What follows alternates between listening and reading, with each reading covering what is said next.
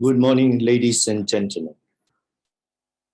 The National Chamber of Commerce and Industry of Malaysia extends its warmest welcome to everyone to this webinar session entitled NCCIM DDI Forum, How to Revive Domestic Direct Investment.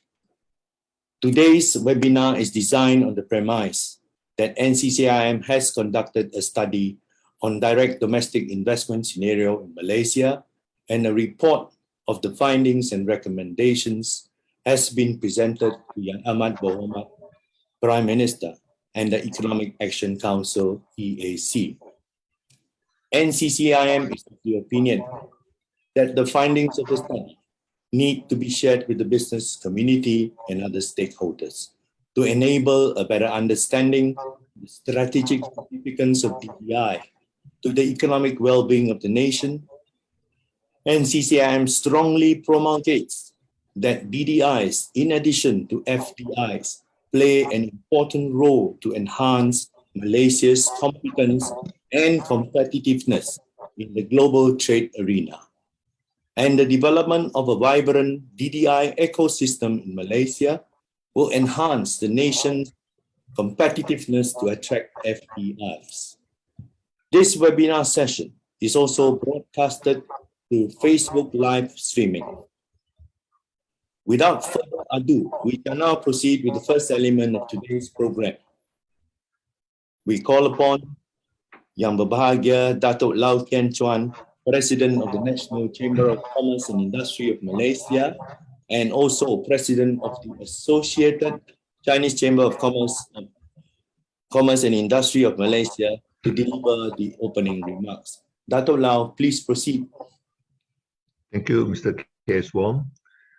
Yang Berhormat Datuk Seri Mustafa bin Mohamed, Menteri di Jabatan Perdana Menteri Ekonomi, Yang Profesor Mr. Siva Suryamuthi Sundararaja, Deputy CEO, Investment Promotion and Facilitation of MIDA, Yang Berbahagia Datuk Dr. Andy Siao Kian Hao, Co-Chair of Bermuda, Fellow President of Constituent Chambers, fellow NCCIM Council members, industry captain, media friends, ladies and gentlemen, a very good morning to all of you. Thank you everyone for your presence today to participate in the NCCIM Forum on how to revise domestic direct investment, DDI, as a prime mover of Malaysia economic growth post the COVID-19 pandemic era. A brief background about why we have the DDI Forum. In 2020, NCCIM had engaged Social Economic Research Center, such a think tank of the Associated Chinese Chamber of Commerce and Industry of Malaysia, ACCIM, to commission a survey to critically examine issue, concern, and factor contributed to the weakening trend of DDI, and propose measures and initiatives to correct structural weaknesses and problems, improve investment climate, and enhance the competitive strength of domestic companies, especially for SME. We will have a session later where such will present the ground-founding and businesses' frank and fearless feedback on enhancing better investment climate, as well as easing business regulatory burden and compliance costs. This will be followed by public-private engagement session to speak frankly about the pressing business constraints and finding solutions for the problems. It is our great pleasure to have Yang Berhormat Datuk Seri Mustafa bin Mohamed, Minister in the Prime Minister Department Economy, as our guest speaker. NCCI would like to take this opportunity to thank Yang Berhormat Datuk Seri and his team for giving us a platform to share the key findings of NCCIM DDI survey at the National Economic Action Council and EAC on 25th April, this is last month.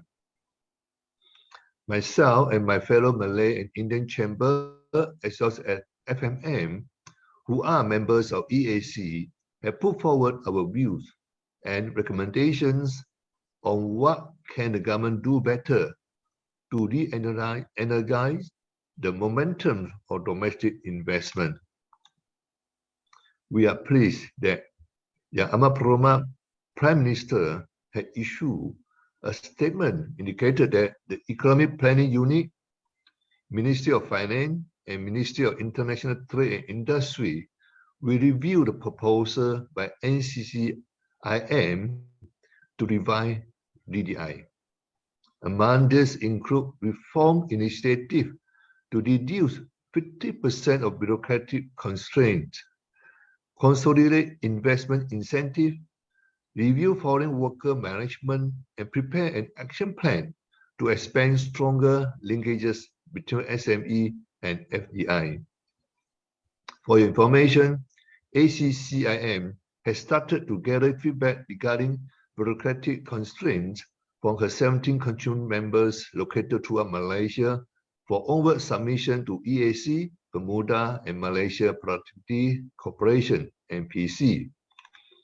Ladies and gentlemen, DDI is as important as FDI. There is a general perception that the relevant authorities and agencies are more favorable toward FDI relative to DDI. The DDI survey showed that more than 50% of respondents felt that the Federal Investment and State Investment Authority is more favorable toward FDI relative to DDI. We must be mindful that not all Malaysian businesses and investors apply for investment incentive. Many businesses, including those not incentive-driven industry and for export, such as domestic factory owner operators, had interaction with government agency and department, as well as a local authority pertaining to the implementation of policies, business procedure and regulations, as well as licensing and permitting. Malaysian businesses and industry are here to stay, given the more familiarization of local business conditions amid diversify their investment outside Malaysia. Foreign investors and industry tend to relocate their production elsewhere as part of multinational corporation overall business management strategy or enticed by a more favorable investment incentive and better investment climate offered by our competitors. Based on the home market effect, multinational corporations will be keen to set out in such an environment where the existing ecosystem is able to support their operations. Hence, we need to build and enhance a pool of domestic businesses and SME that can provide industrial linkages to support not only domestic industry, but also interlinkages with foreign multinational corporations in terms of the supply of parts and components.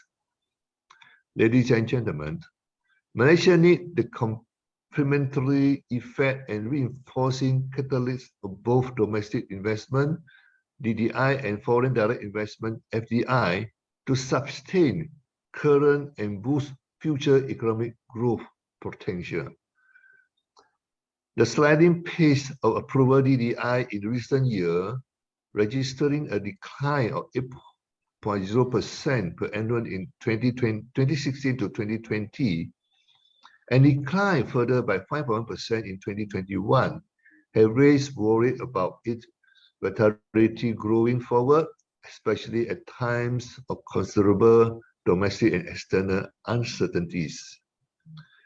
Reviving domestic investment is deemed crucial in raising the country's productive capacity and economic growth, accelerating technological progress, creating employment opportunities, and expanding exports. Improving the investment climate in Malaysia must continue to remain the government's main economic agenda, sending positive signal in order to win over both domestic and foreign investor confidence.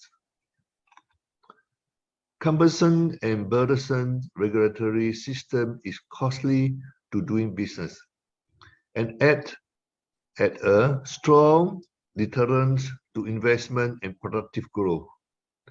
Policymakers must make their action predictable, provide forward guidance, and reduce ambiguity and arbitrariness in the implementation of policy, business procedures, and regulations. Ladies and gentlemen, NCCIN is pleased that Cabinet have approved the National Investment Aspiration NIA, a forward-looking growth framework to revitalize Malaysia investment ecosystem and respond adequately to the evolving need of our investors.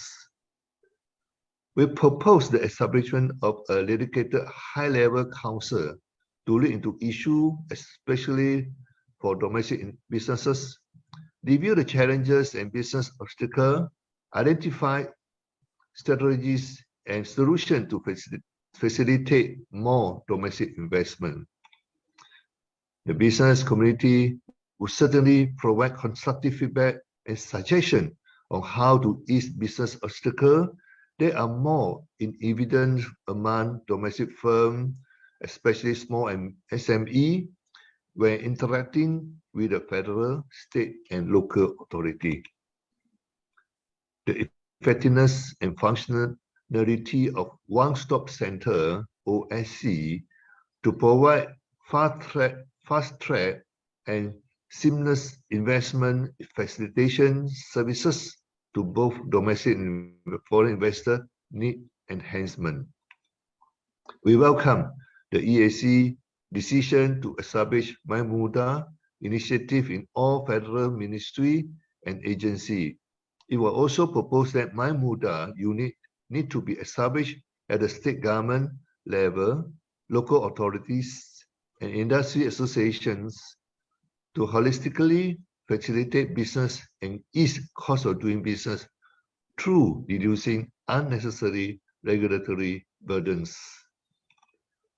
Ladies and gentlemen, Malaysia needs to rise to this challenge of improving Malaysia's investment climate through continuously enhancing key elements of investment such as regulatory reform and ease of compliance, review of investment incentives, manpower, financing, technological development, green investment, and ESG, as well as enhance our export capacity, especially for SMEs. Make business the genuine partner of government, while the business community play its contribution.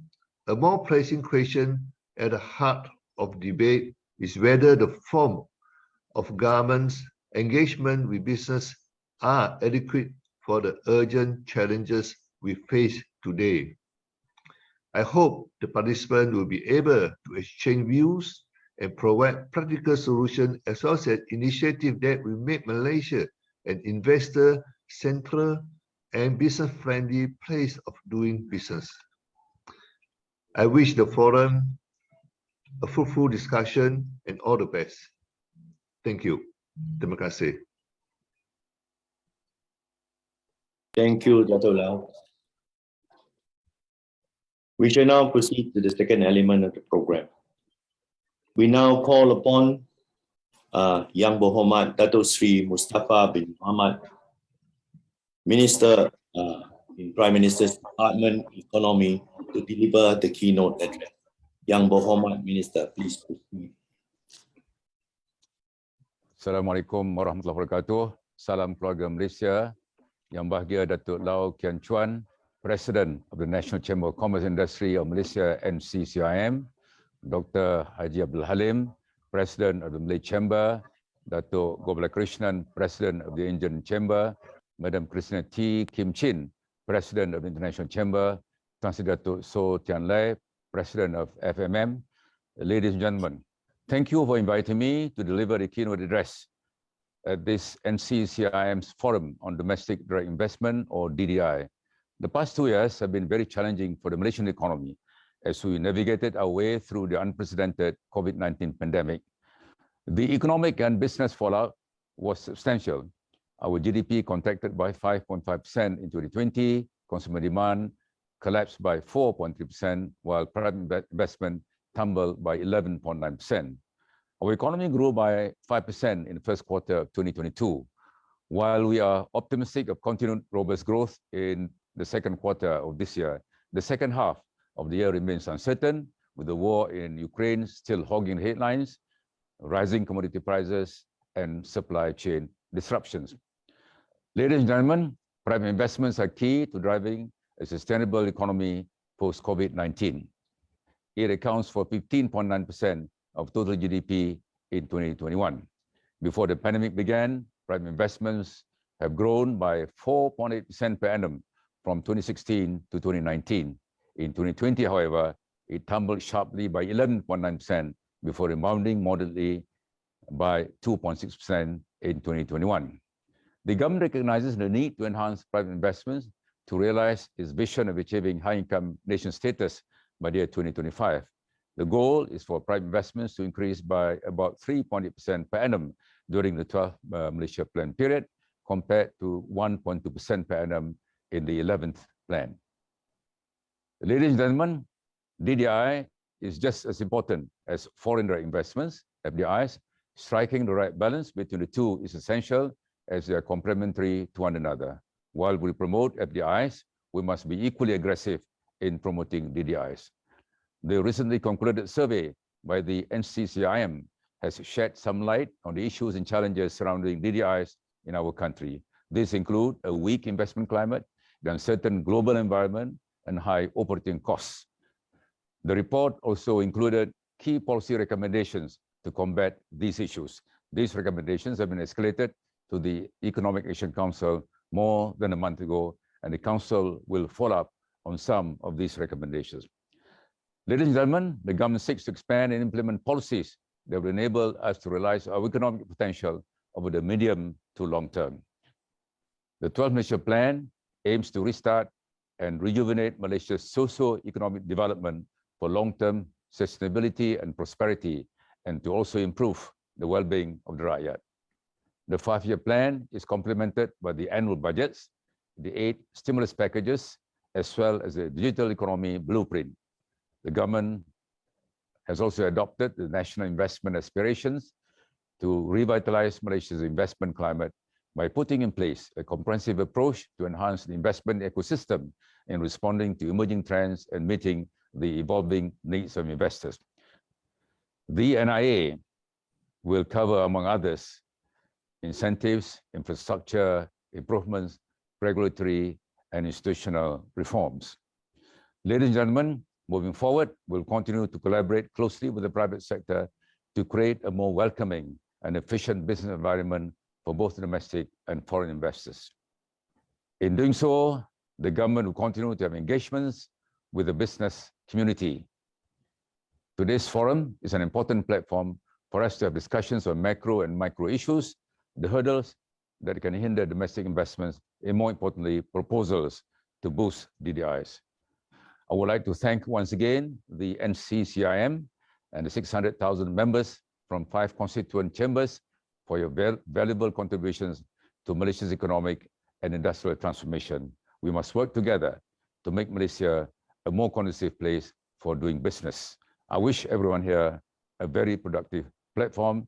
Thank you. Wassalamualaikum warahmatullahi wabarakatuh.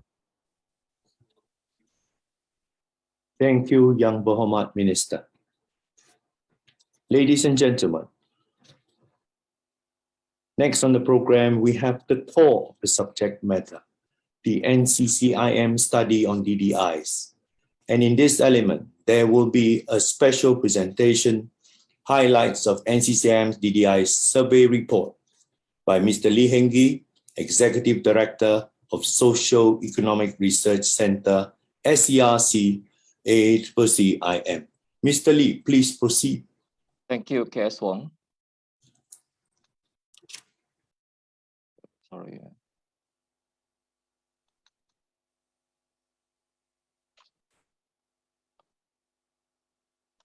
Let me pull out the slide. So can you all see my slide?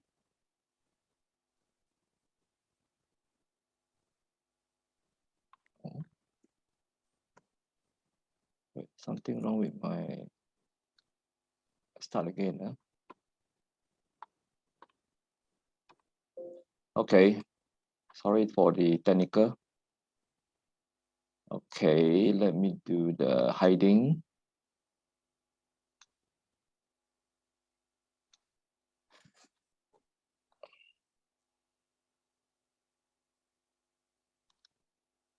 Okay, good morning, everyone. Over the next 30 to 45 minutes, I'll be sharing a summary of key findings and recommendations of DDI survey report. As mentioned by our president, the DDI report was commissioned and conducted during the period 7 August to 21st October 2020 and was completed in 2021.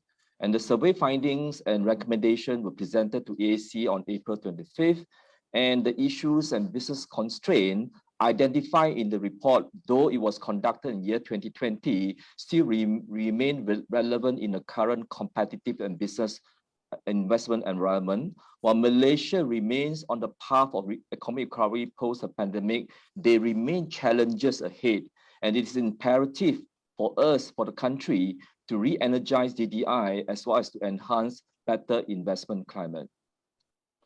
The highlights of the DDI report, the key objective of the report is to identify what are the issues, concerns, and factors contributed to the weakening trend of private investment, in particular DDI, and also investment by SME.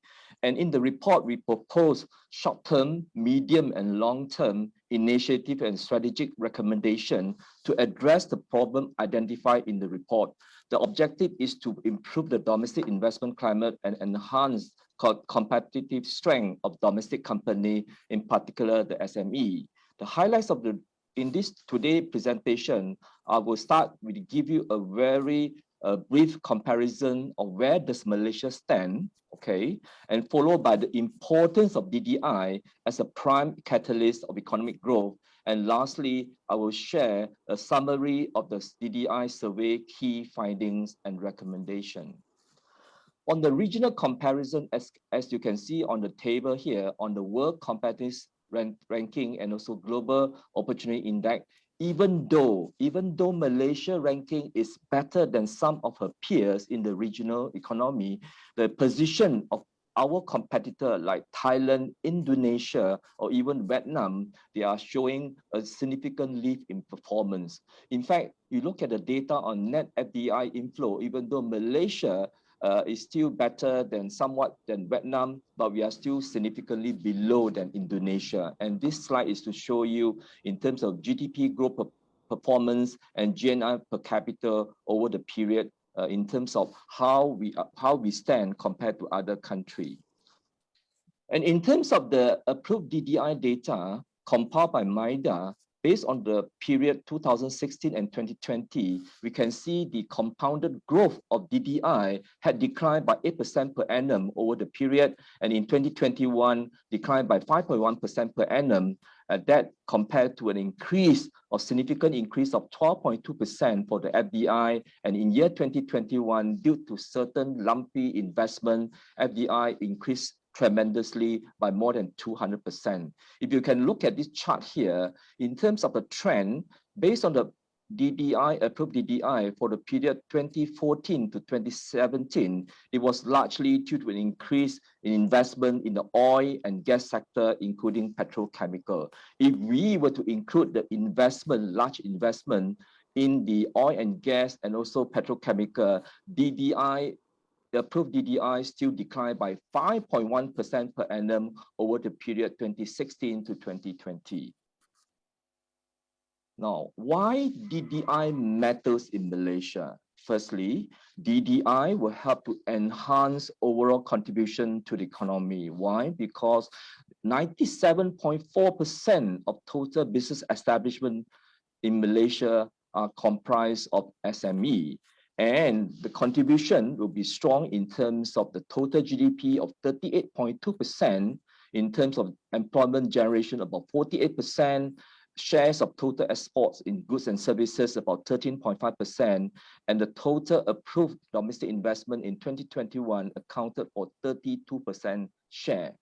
So second is to strengthen a diversified and dynamic foundations of industrial base that is backed by technological capability and competitive domestic players in both domestic and global supply chain. That will help to reduce a country over dependency on importers of intermediate and finished goods, and increase local content and help to save foreign exchange earning. Third, to complement FDI as a collaborative partner or joint venture development in all sectors. And fourth is to form self-independence from the assimilations of technology transfer by foreign firms, which encourage the domestic company to go for innovation, creativity, R&D development, digitalization adoption, and also engineering automation.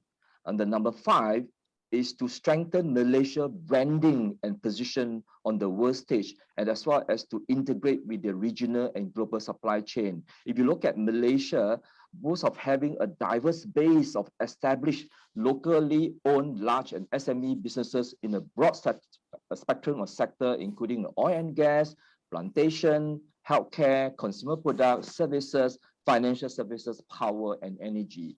Lastly, is to upskill and reskilling manpower for future growth. The continued expansions of capital investment by domestic-owned industry, especially in technology and capital-intensive and smart industry, would create a better pay job that require the participation of higher skill set. Now, this slide I'd like to share with you, it shows that Malaysian company, we have a strong local strength, but we have a wide global reach. And it shows that Malaysia firms do indeed have local strength and are competitive to penetrate the global market. In terms of some of the homegrown champions, they are listed in the KL equity stock market, and they are in the semiconductor, metals, plastic, apparels, technology equipment, and digital services. And some of homegrown companies have strong footprints in overseas market in the light of Petronas, Maybank, CIMB, Sundabi, Genting, etc., etc. Now, why DDI is important? DDI must be given priority as FDI in our national investment agenda in order to nurture and develop local SME champions who are not only strong in Malaysia, but also competitive abroad. By having a very competitive and vibrant SME industry, that will attract local and foreign multinationals who are coming in here to help us to support the local industry and able to support operation, especially domestic firms, and to integrate with the global supply chain and produce high value added product. And in terms of the summations of the industry, we like to see the DDI be the domestic investor agenda in terms of lack of the convictions and to drive DDI based on the survey respondent and also the special treatments towards FDI. Hence, we want investor in Malaysia, and in the sense of investor in Malaysia, we also want to support the local companies, not just to favor the foreign domestic investment. Investing in the country is very important, but local investors who invest in Malaysia need to be taken care of as well. So what can we do better? We need to enhance investment climate, to re-engineering of the federal, state, local authority, to improve the government to business customer experience, and to implement a bold regulatory and compliance reform. Next, on the profile of NCCM DDI survey, the survey study has received 227 respondents from various economic sectors, and SME comprise over 88% of the total respondents, and we have interviewed 18 industry captains and they are experts in the SME and stagnation that give us a lot of feedback on how to make Malaysia a more competitive place of doing business. Now, based on the slide here, we like to show you the list of factors that likely to restrain business investment decision. There are top 7 factors that we have surveyed continue to restrain business investment decision. Based on the respondent by the respondents say that 57.3% of the Federal Investment Authority and 52% of respondents say that State Investment Authority are more favorable towards FDI relative to DDI. And the top factor cited is weak investment climate, ranked by 78.2% of respondents, followed by weak economic and business prospects, 69.5%, high operating costs, about 52.3% of the respondents, and followed by shortage of local manpower, difficult to obtain credit or loan, and low profitability. Now, on this slide, I like to highlight some of the business pain points, or what I would say, compliance without tears. Regulations and rules have gotten out of balance, placing unreasonable burden on business and have chilling effect on cost of doing business, growth, and their commitment to invest. A total of 58.9% of respondents have cited bureaucratic hassle problem as the most critical obstacle in government business interaction. Among these include slow, fragmented, lack of visibility, non-transparent, inconsistent, and confusing, provide the same information multiple times, or what we call a non-interconnected programs and outdated rules. Yeah. So I think while more business welcome regulation, what they expect is that it doesn't take a lot of time and efforts for compliance.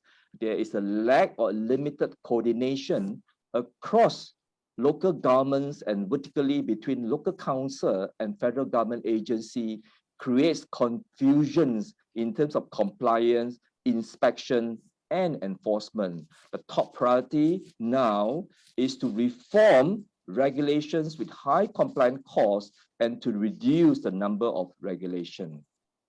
So I'd like to share with you here a selected cases of government to business experience when we're talking to all the respondents on the ground in different sectors. The first one is outdated licensing requirement. A company A in a downstream work product processing player was ordered to shut down on the first day of operation due to not obtaining license from the forestry department. So what can we do better? It's time for us to revise the outdated requirement.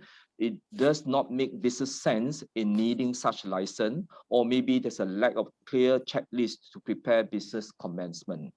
Now, there's another case talking about rice wholesaler must apply permit from the Kawaselia Padi dan Beras, Ministry of Agriculture and Food Industry to deliver rice across different states in Malaysia. The rice will be impounded if get caught without permit or comply with the terms and conditions. So what can we do better? We should consider to eliminate cross-state permit requirement. Now we don't have the insurgency, and to contain the rice smuggling, strict enforcement must be set up at the border check.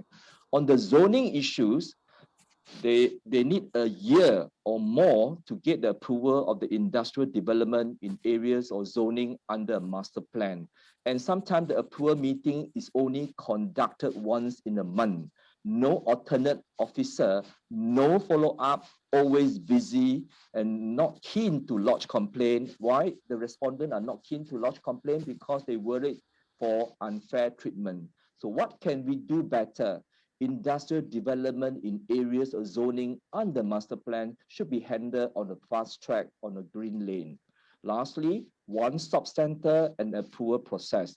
Approval required from about 10 or more department and agency when submitting a layout plan and building plan. We still need to visit the department separately to resolve various outstanding issues. So what can we do better? We should streamline department and agency involved, review and enhance the effectiveness of the OSC. So this is part of some of the case study or face-to-face interview that we got the feedback on the ground. Now, the whole survey report has identified 11 issues and 144 policy recommendations. Among the 11 issues, we also highlighted 2 immediate priority when we presented to the AEC on the 25th of April. First one is the formations of National DDI Council. Number 2 is to reorientations.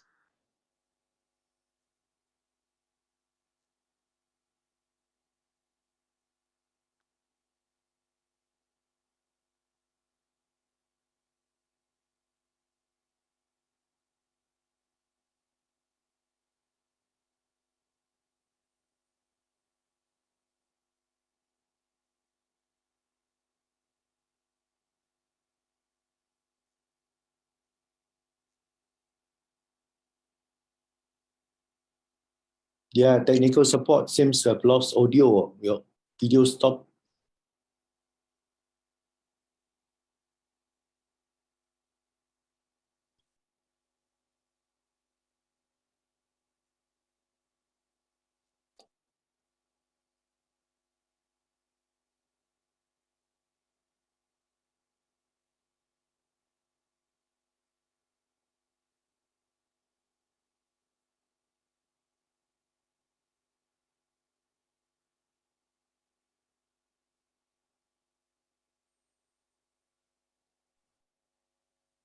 I think we are faced with some technical issue. Please bear with us.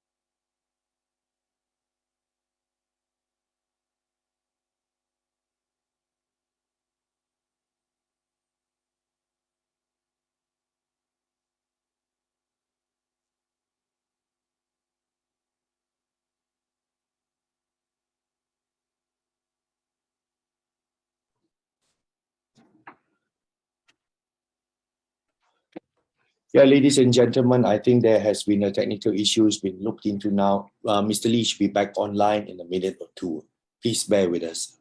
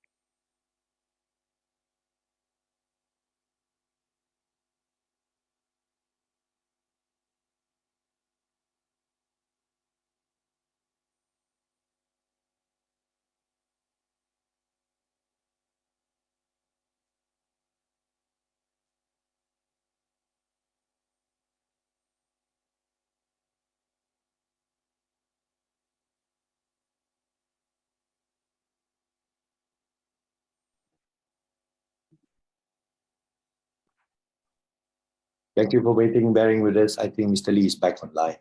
Mr. Lee, are you there?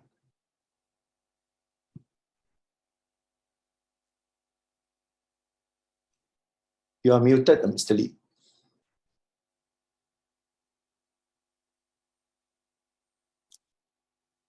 Mr. Lee, you are muted. Please unmute yourself.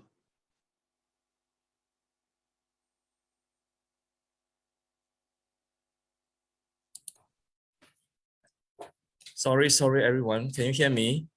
I think I'm too excited on the DEI report. Something happened to the technical part, and I will continue from where I stopped, which is about this. Yeah, everyone can hear me? Hello, can anyone hear me? Yes, Yes. loud and clear, Mr. Lee.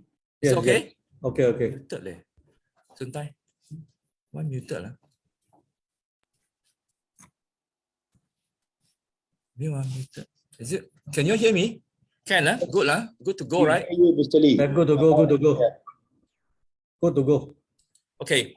Now I just sorry for the interruption due to something happened to my laptop. Okay, in terms of two immediate priorities will be the formations of National DDI Council and also the number 2 reorientation of one-stop center. And they are altogether 11 issues which I'll highlight to you. One is the enhancing conducive investment climate, the need for regulatory reform, reviewing investment incentive, bridging financing gap for SME, upskilling with technology, skill development, review of foreign worker management, export capacity and global supply chain, transformation of industrial park, transforming from OEM, ODM to OBM, and lastly, securing investment. Now, the first one that I'd like to share with you is the formations of National DDI Council. Why it's important to have this DDI Council?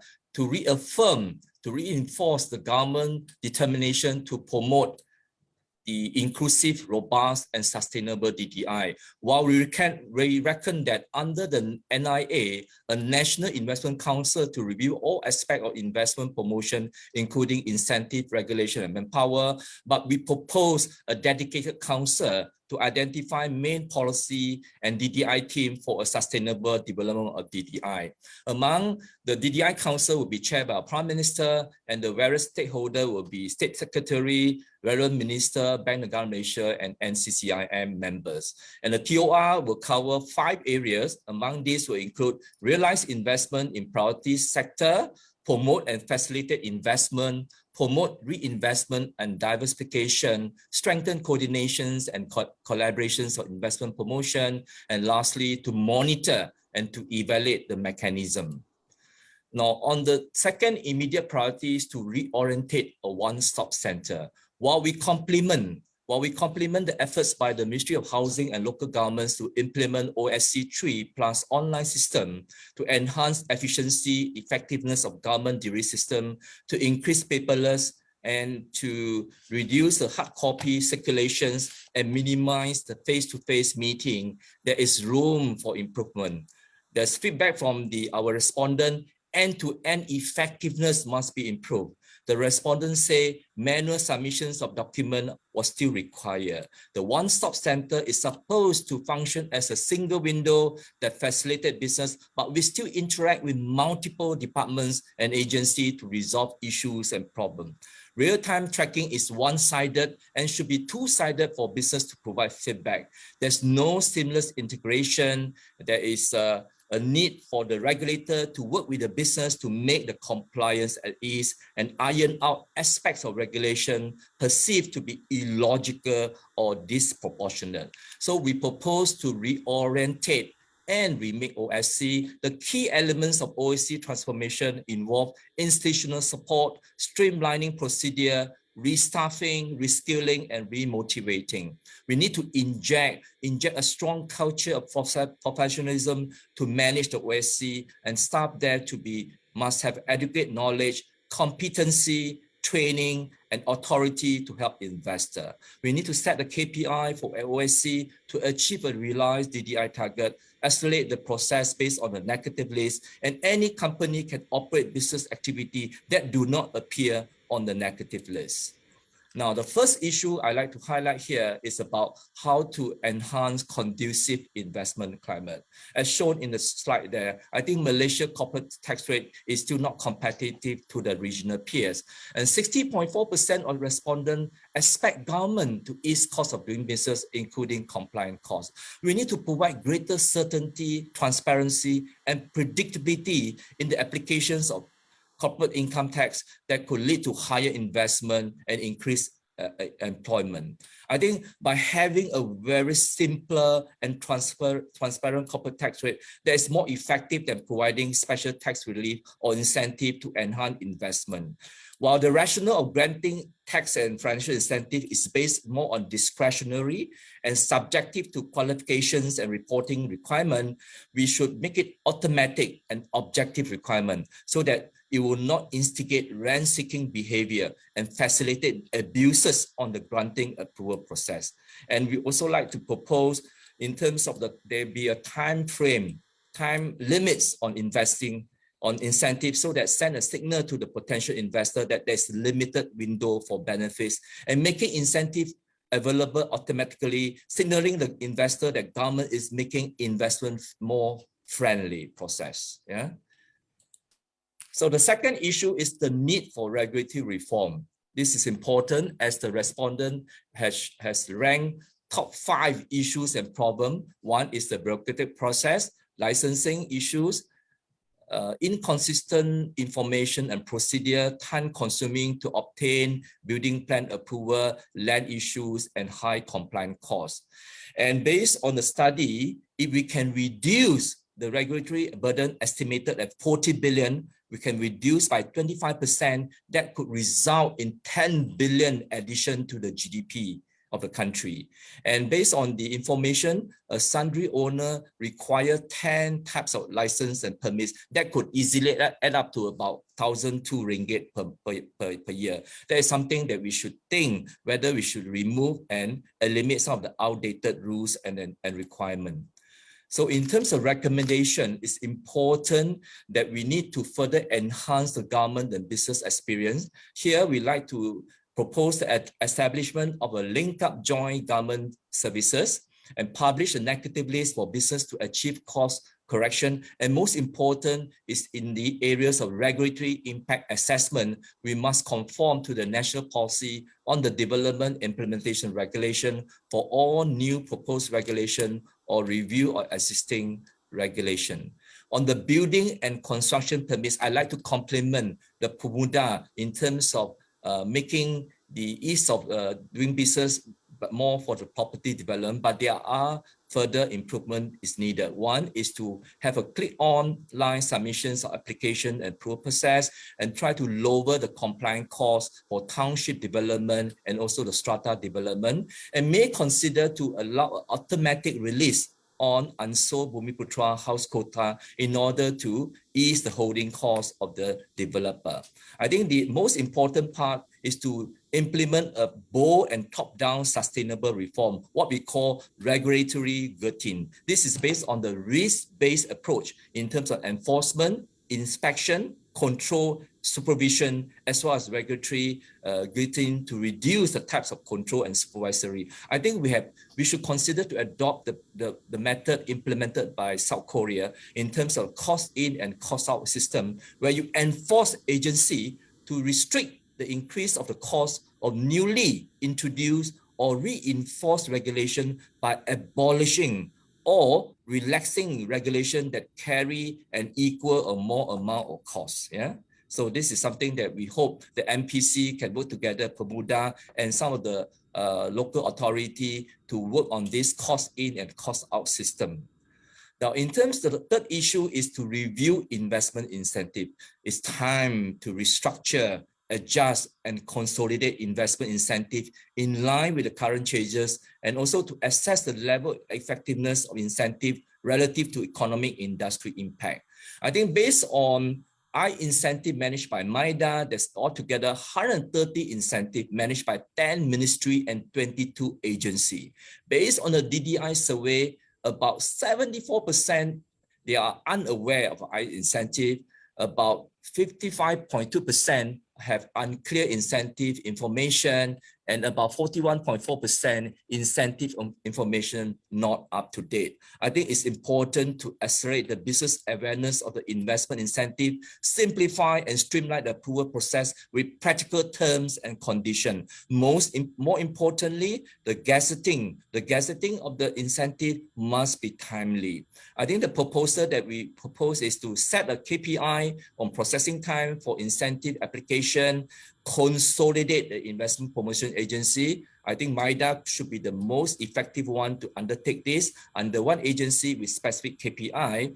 And also we like the government to review the reinvestment allowance in order to encourage investment, existing investment, and also new investment. Other things would be like ACA to standardize between the category 1 and category 2 industry to 10 million from 2 million and 4 million respectively. Now, on the bridging financing gap for SME, Malaysia has a very comprehensive ecosystem to support the financing needs of the SME at all stages of the business cycle, whether it's from the startup company to the large corporation.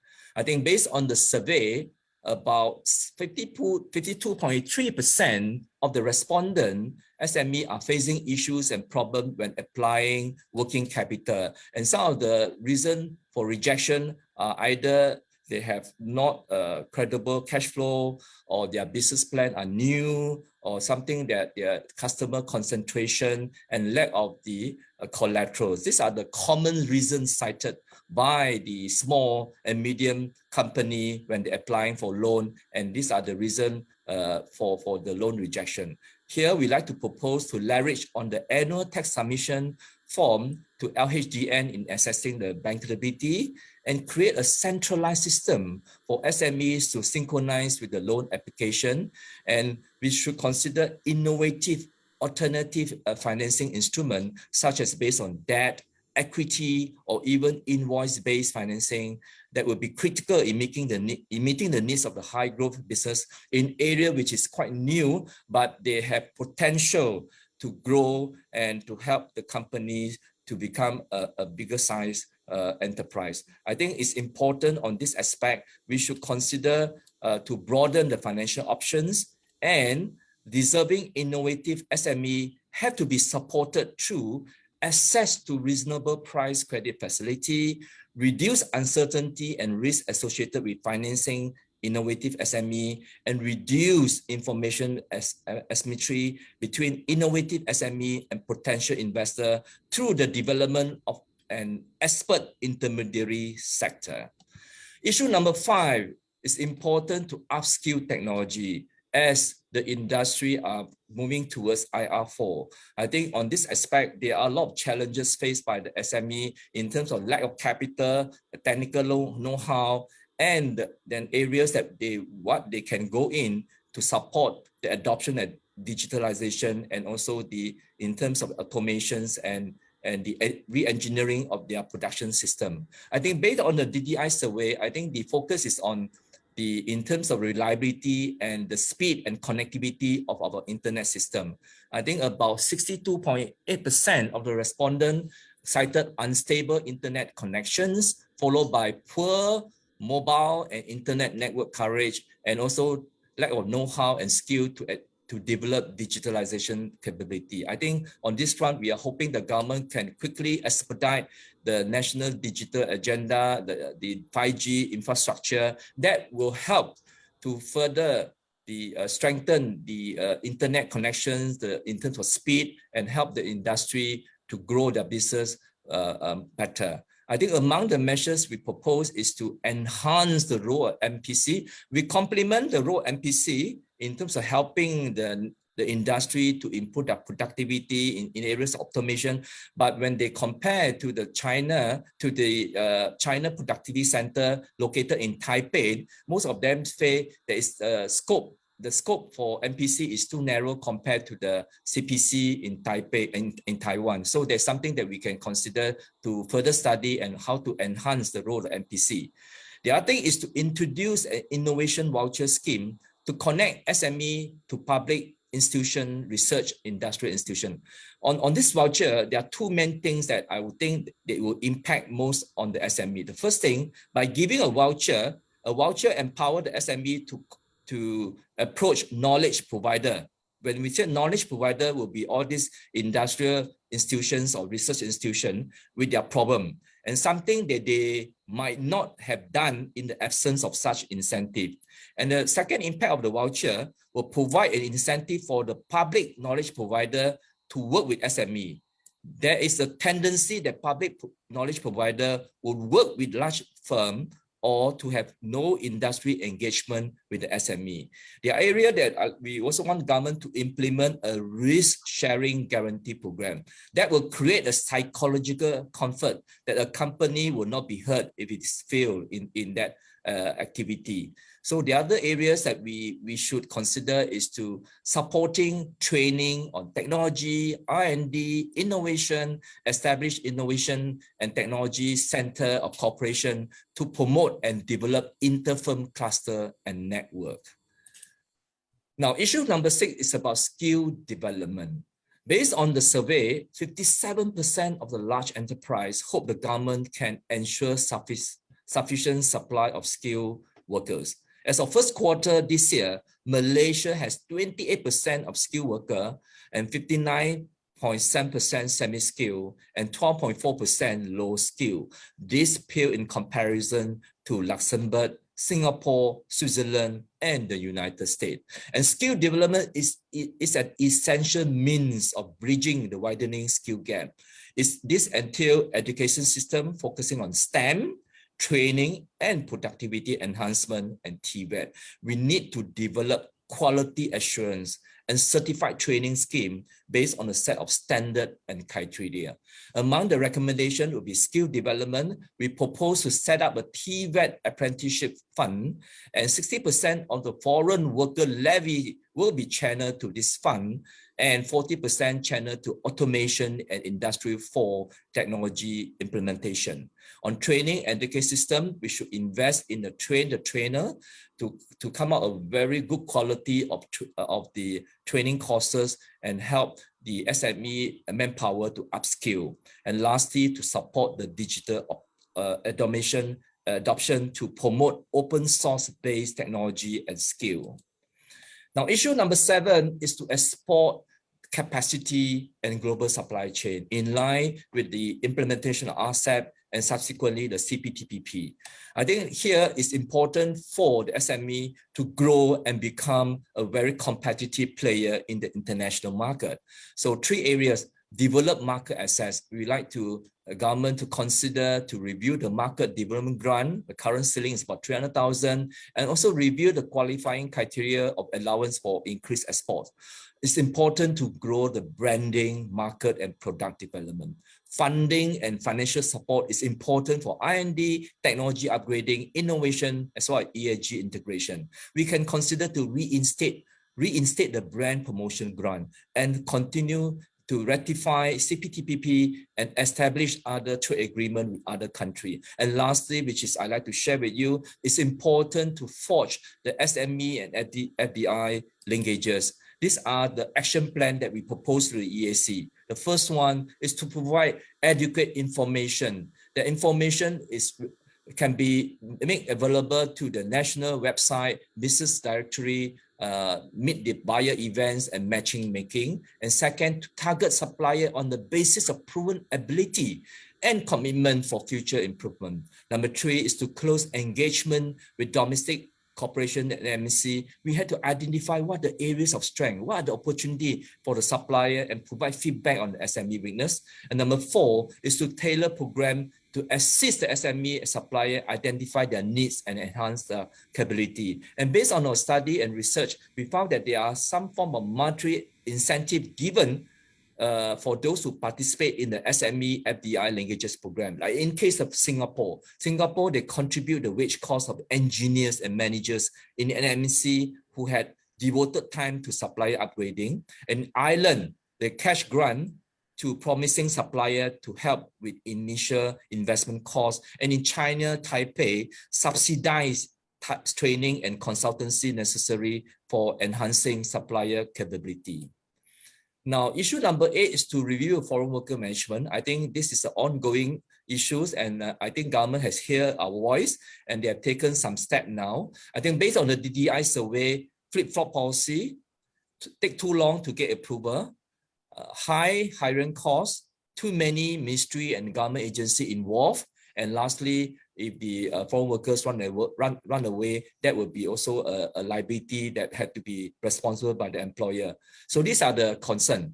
So what we propose is to have a single ministry or one-stop agency to address all the issues concerning foreign workers, a transparent end-to-end system to apply and approve the application of foreign workers, and no manual intervention. The third one, the government is going to introduce a tier levy, and we hope the government can have an early engagement with the industry so that we are much more prepared when implementing the tier levy model. And lastly, whatever the foreign levy collected should be plowed back into a designated fund or some to the TVET apprenticeship scheme, so that to support the industry automation and manpower skill upgrading. Issue number 9 is to transform the industrial park. Industrial park are important policy tool to more efficiently influence firms, driving competitiveness and also driver in industrial growth. I think here, based on the survey study, 54.2% of respondents facing issues when investing or planning to invest in the industrial park, either high land costs, digital infrastructure is either outdated or inefficient, or there's a weak regulatory authority, as well as lack of intrastate and policy coordination. Our recommendations are consider to have designated industrial park for SME. The underutilized industrial park can be regenerated or refurbished for reuse for other industrial purpose, and draw up the type of industrial park that eco-friendly, that eco-industrial park that conform with the smart, green, and the sustainable development goal. And all the industrial park must be well ready with the on-site common facility and facilitation support. And lastly, provide safety net and financial support for SME operating within the industrial park. Issue number 10, how to transform Malaysia company from an OEM, ODM to an own brand manufacturer.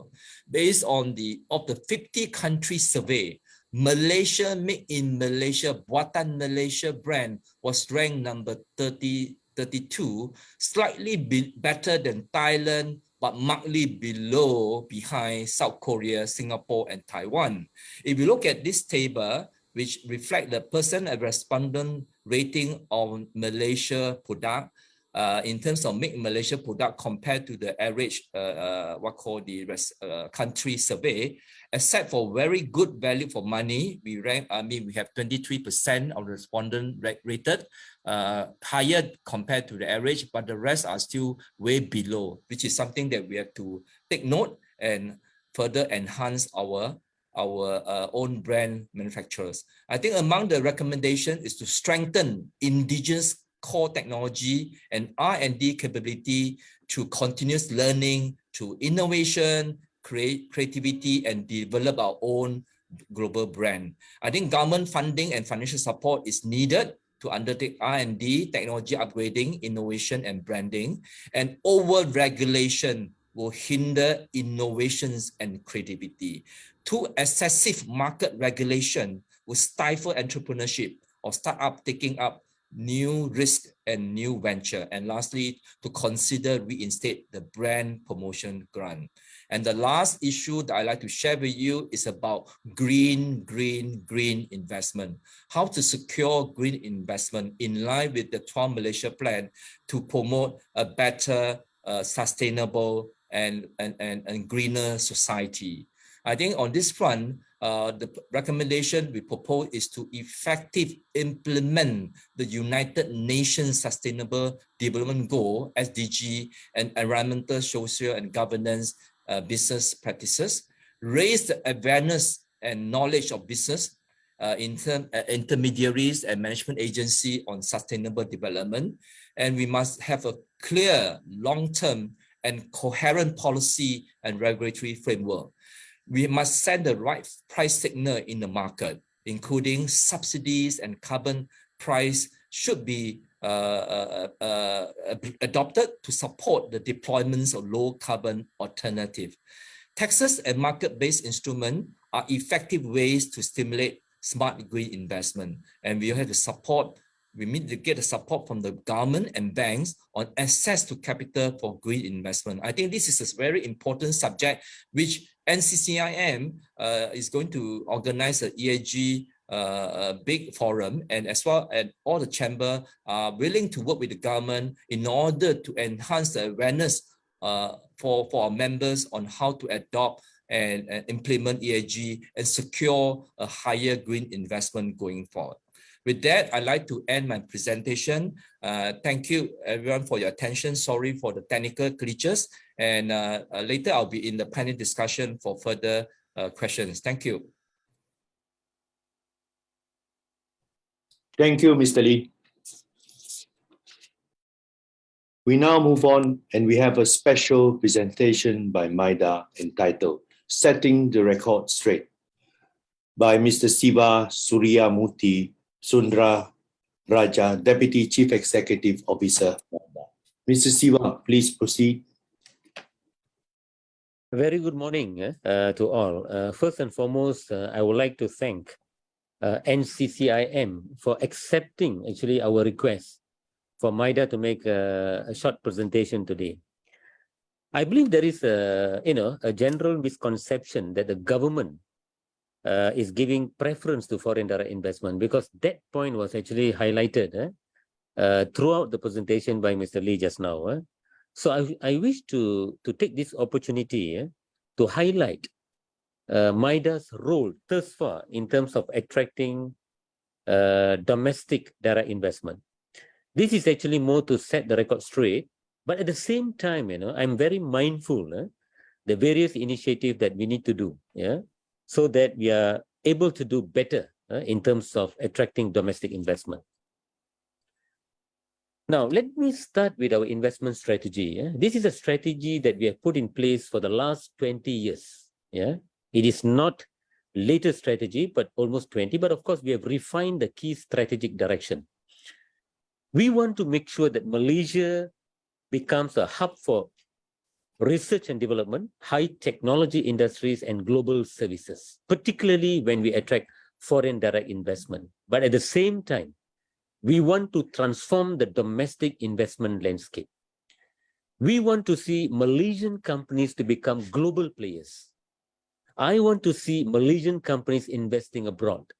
And if you look at the key strategic direction, how do you achieve this objective?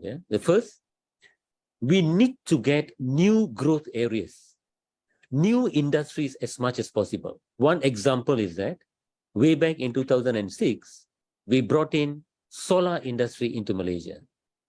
Today, we are the second largest producer of solar cells in the world.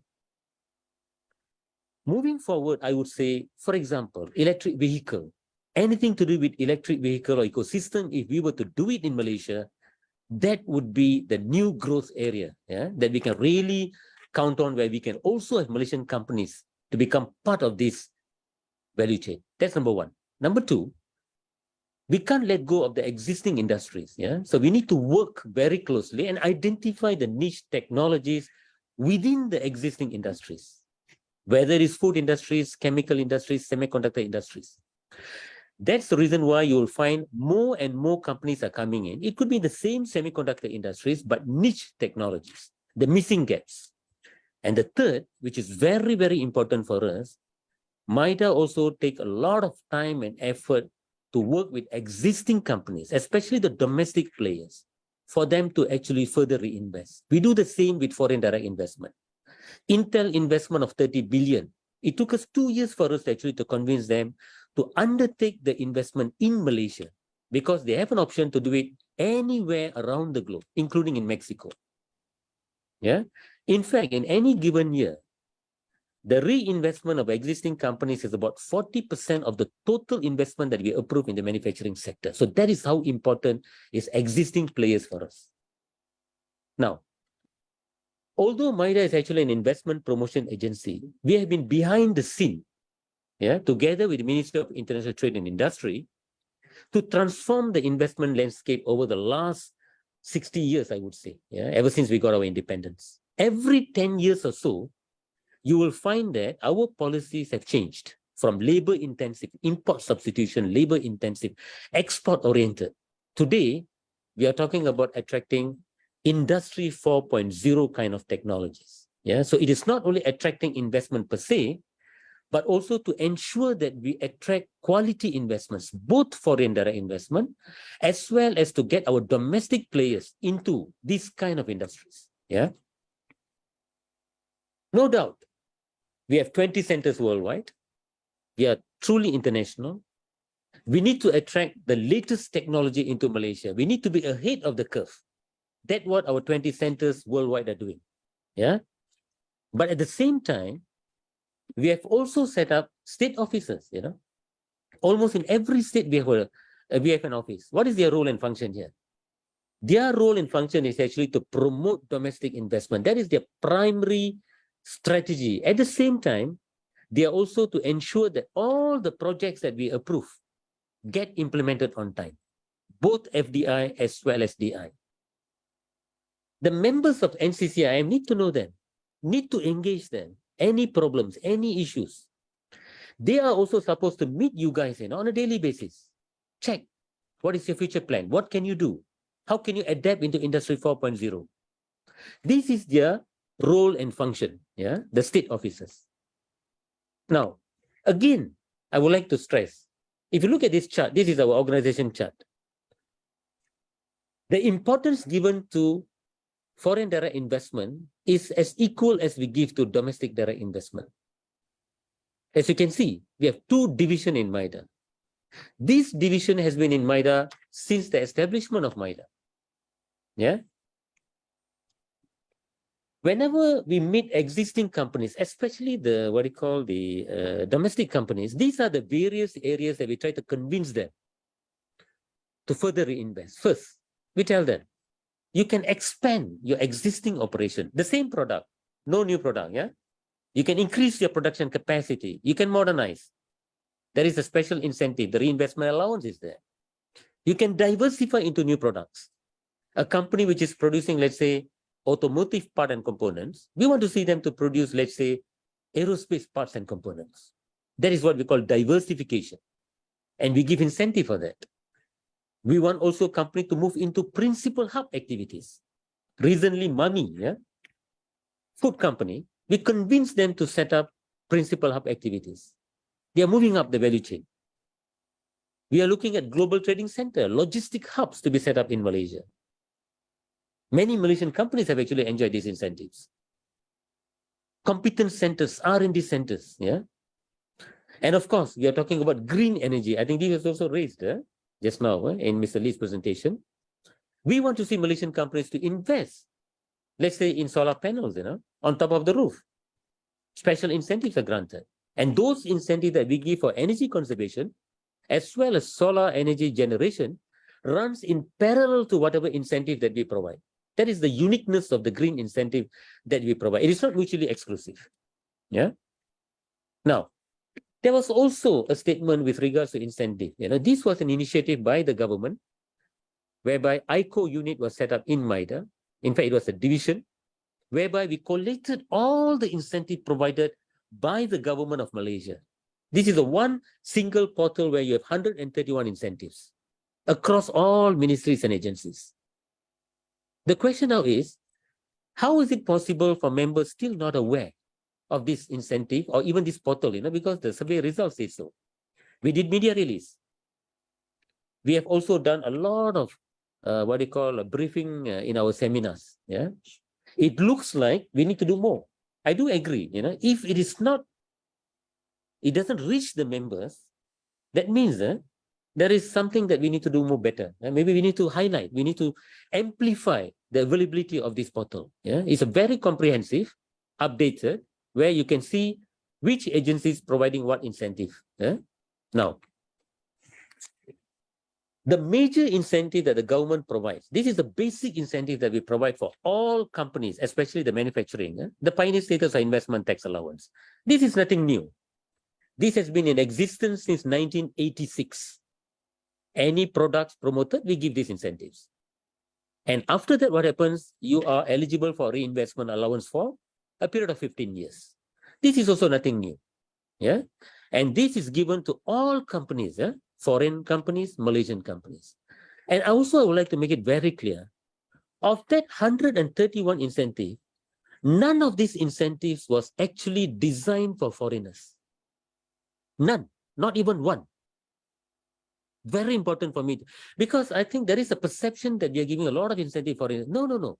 In fact, I would say almost 95% or 98% of the incentives are actually meant for Malaysian-owned companies where foreigners cannot enjoy the incentives.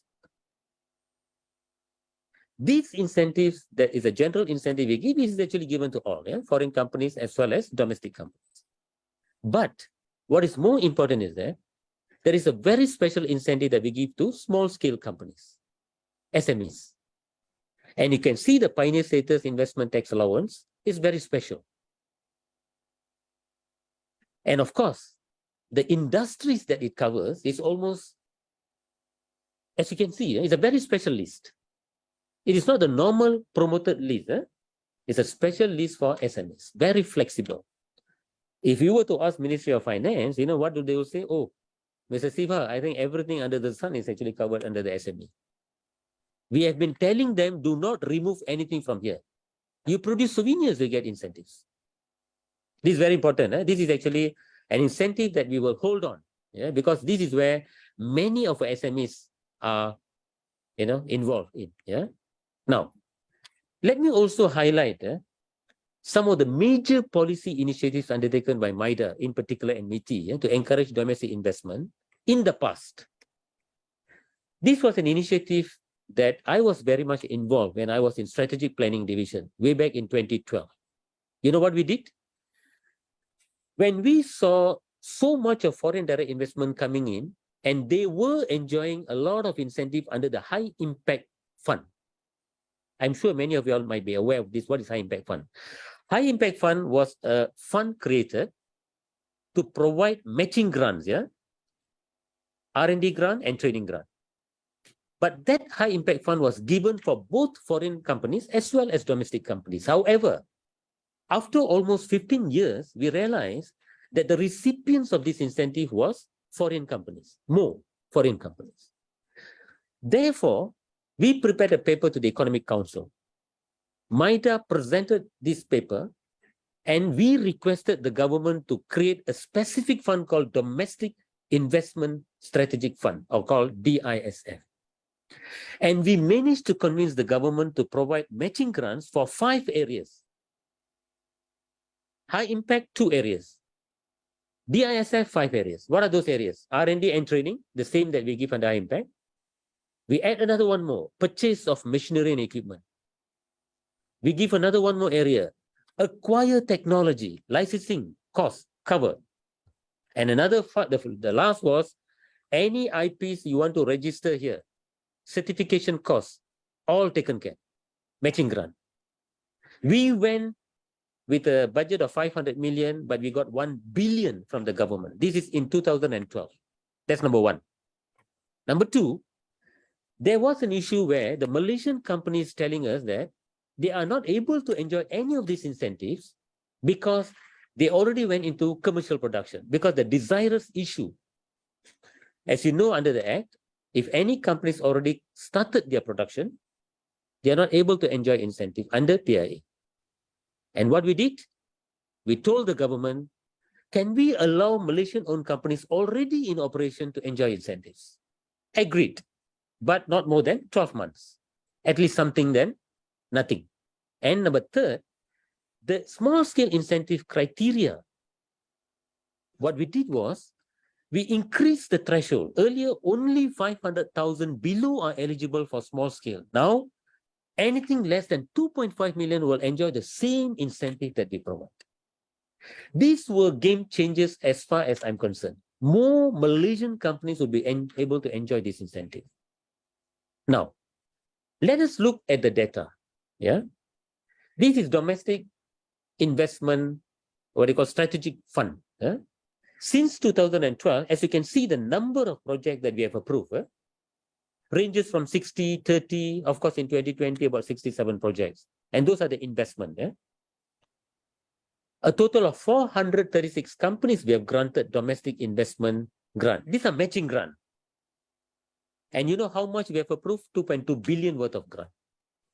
Okay. During Penjana, I was also involved in the negotiation. Maida was very much involved in the negotiation and trying to get something to revive the economy. And you know what we did? We managed to convince the Ministry of Finance to provide special reinvestment allowance, or you call it additional reinvestment allowance. What does that mean? That means after 15 years of reinvestment allowance, if you were to reinvest for the year of 2020, assessment 2020, 21, 22, 23, 24, you will be eligible for reinvestment allowance of 60%. Top Glove, an existing company who has exhausted all their incentives, if they were to reinvest, let's say 200 million, 100 million, they'll get 60 million reinvestment allowance. That's what it means. This is the time that actually Malaysian companies should seize the opportunity to actually to reinvest, because this reinvestment does not go by promoted product. It goes by companies, under the Income Tax Act. Let us look at the investment performance, very quickly. This is the total investment that is approved in the economy, As you can see, the figures is about 200 billion a year. Manufacturing, services, primary sectors. Last year, very exceptional because of the chip shortage. Most of the investment that we acquired in 2021 was actually from foreign investors. Now, let us look the breakdown between domestic and FDI. First thing I think we need to acknowledge, this is a fact. The domestic investment is always higher than foreign direct investment. This is a fact. We must acknowledge that. The reason for that is very simple. You know why? Because 80% of the investment that goes in the economy, as far as the domestic, is in the services sector, unfortunately not in the manufacturing sector. That I will acknowledge as well. We need to do more. We need to get more Malaysian companies to invest in the manufacturing sector. In the services sector, a lot of investments goes into real estate and so many other services activities. There was a decline. Just now there was a mention of decline. Yes. And there was also a statement to say that it's due to the investments in the petrochemical. But what was not highlighted was that investment in 2014, 15, 16, 17 were mainly because of Petronas or Rapid project in Pengerang. It's very exceptional. If you remove Petronas investment, the investment will decline further. And of course, that is a concern for us as well. We need to ensure more investment. The graph should go up. That is, I acknowledge that. Now, just a breakdown of this investment figure. Overall, 65% of the approved investments in the economy is contributed by domestic investors. The services sector is dominated by domestic investors. 84% investment in the services sector. The main reason for this is also because it is also restrictive, for foreigners to actually to invest in services sector. Within the manufacturing sector, this is the problem. I acknowledge, we need more investment from DDI. Here you find that about 30% or 40% is DDI and 60% is FDI.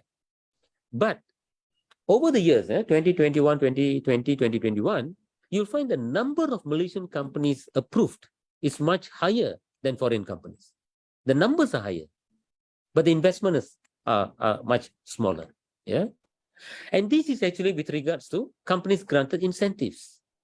For this period, 2008 until 2021, the domestic companies are actually enjoying more incentive than the foreign companies. These are all data. This is based on approval. Okay. Now, there are three major incentives that we provide for Malaysian companies to actually to move up, to acquire this what we call Industry 4.0 technologies. The first is Smart Automation Grant.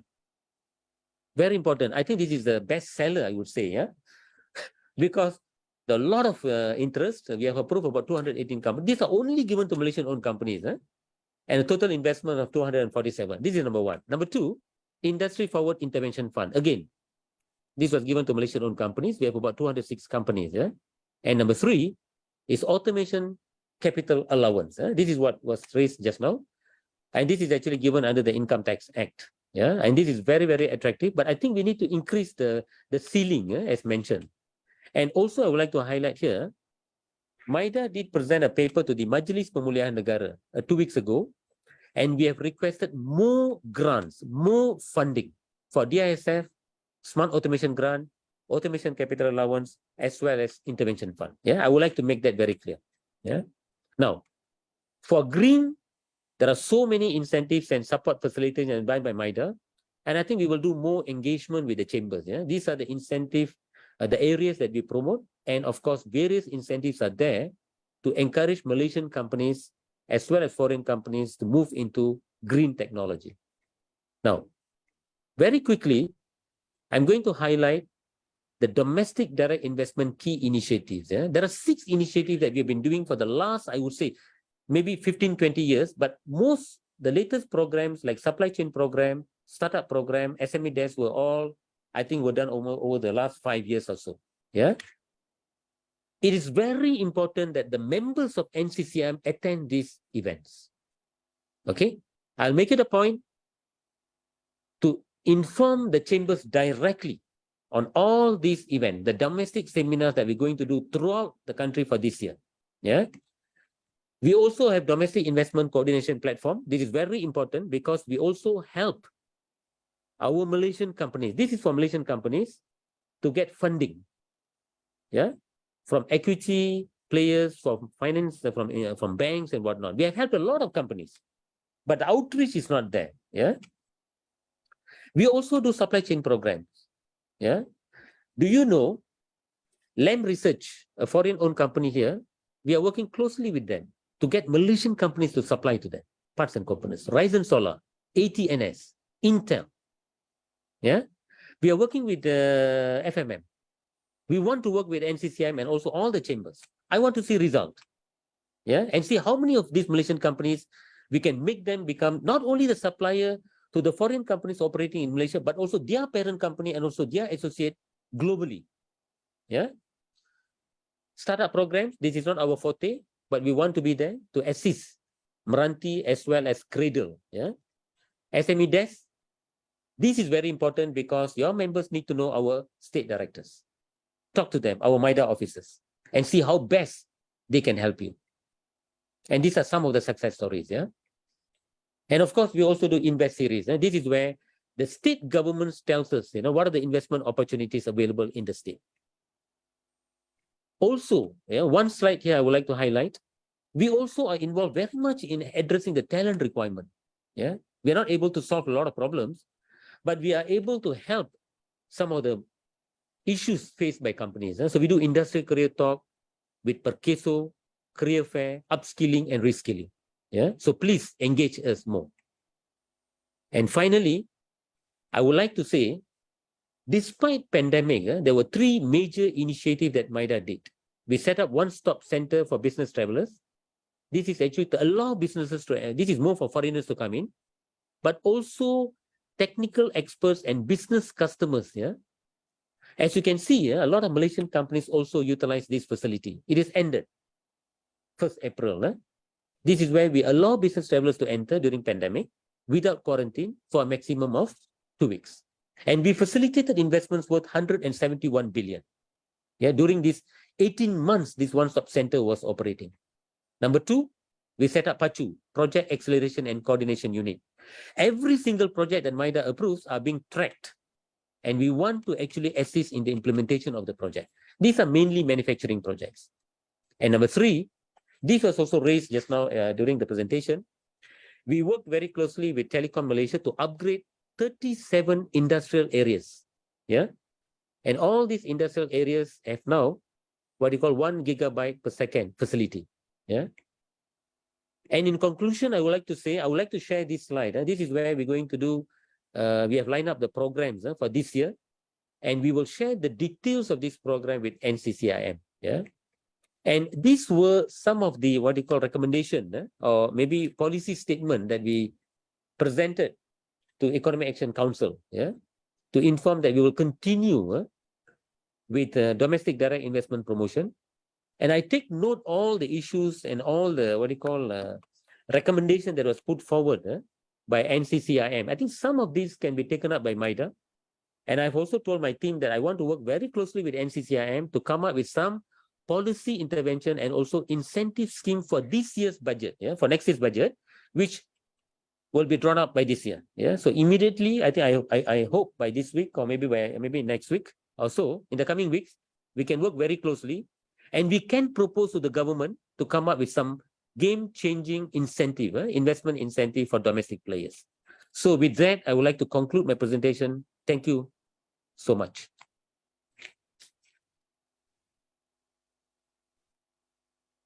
Thank you, Mr. Siva.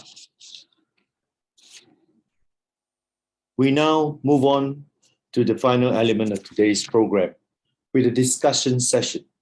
Hard Talk, how can we do better? It entails panelists to discuss the structural issues from policy perspective and macro level that undermine domestic investment interests, with focus on policy uncertainty, unclear and inconsistent regulations, as well as distorted incentives.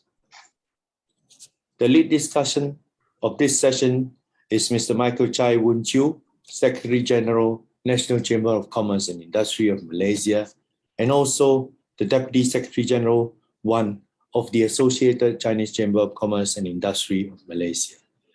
Mr. Chai is also a seasoned legal practitioner. We now hand the floor over to Mr. Chai to take us through this session. Mr. Chai, please proceed. The floor is yours. Thank you, Mr. Wong. Good morning to all. It's a great honor to be invited to be the lead discussant of today's session 2 of the forum. Firstly, I would like to recap on what we just heard. There are a lot of information that we just heard. I'd like to summarize it.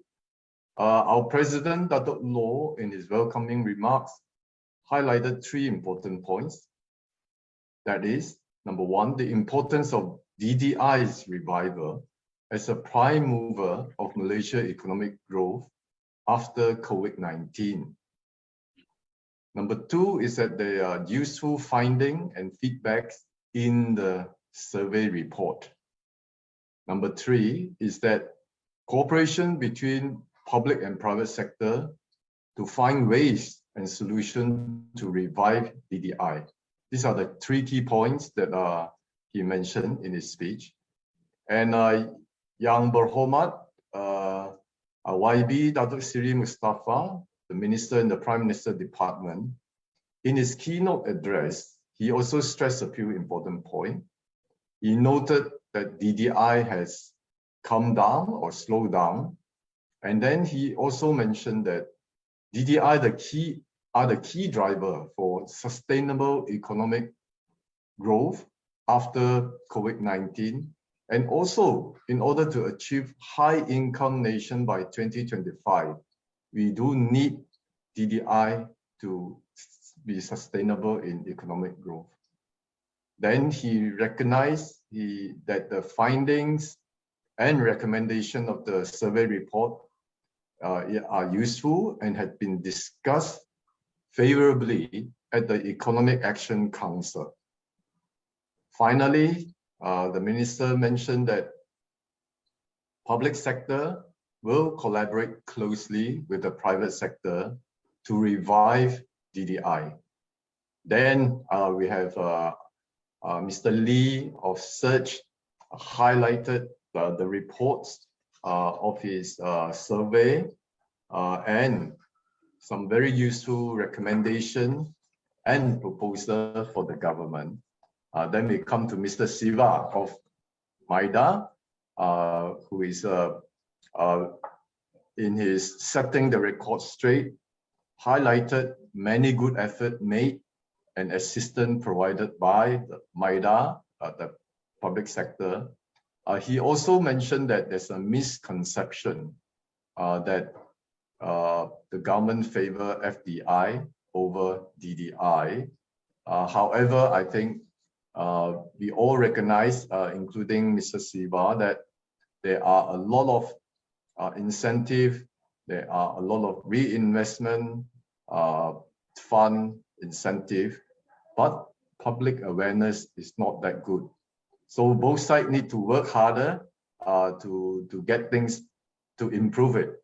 So we come to the purpose of this panel discussion is how can we do better? So we have the public sector having a lot of incentive, good intention, strategy. The private sector is frustrated. They are not aware of some of the incentive. So how can we do better? So ladies and gentlemen, this session will give us an opportunity for a public and private engagement session to discuss business constraint and finding solution for these challenges. First of all, we have 7 panelists. I will not reintroduce Mr. Siva. I think all of us heard him already. And also Mr. Lee, he will be standing by if there's any question on the survey report. And I will introduce the other panelists. They will have 2 minutes each to introduce themselves, their association, and their view on DDI.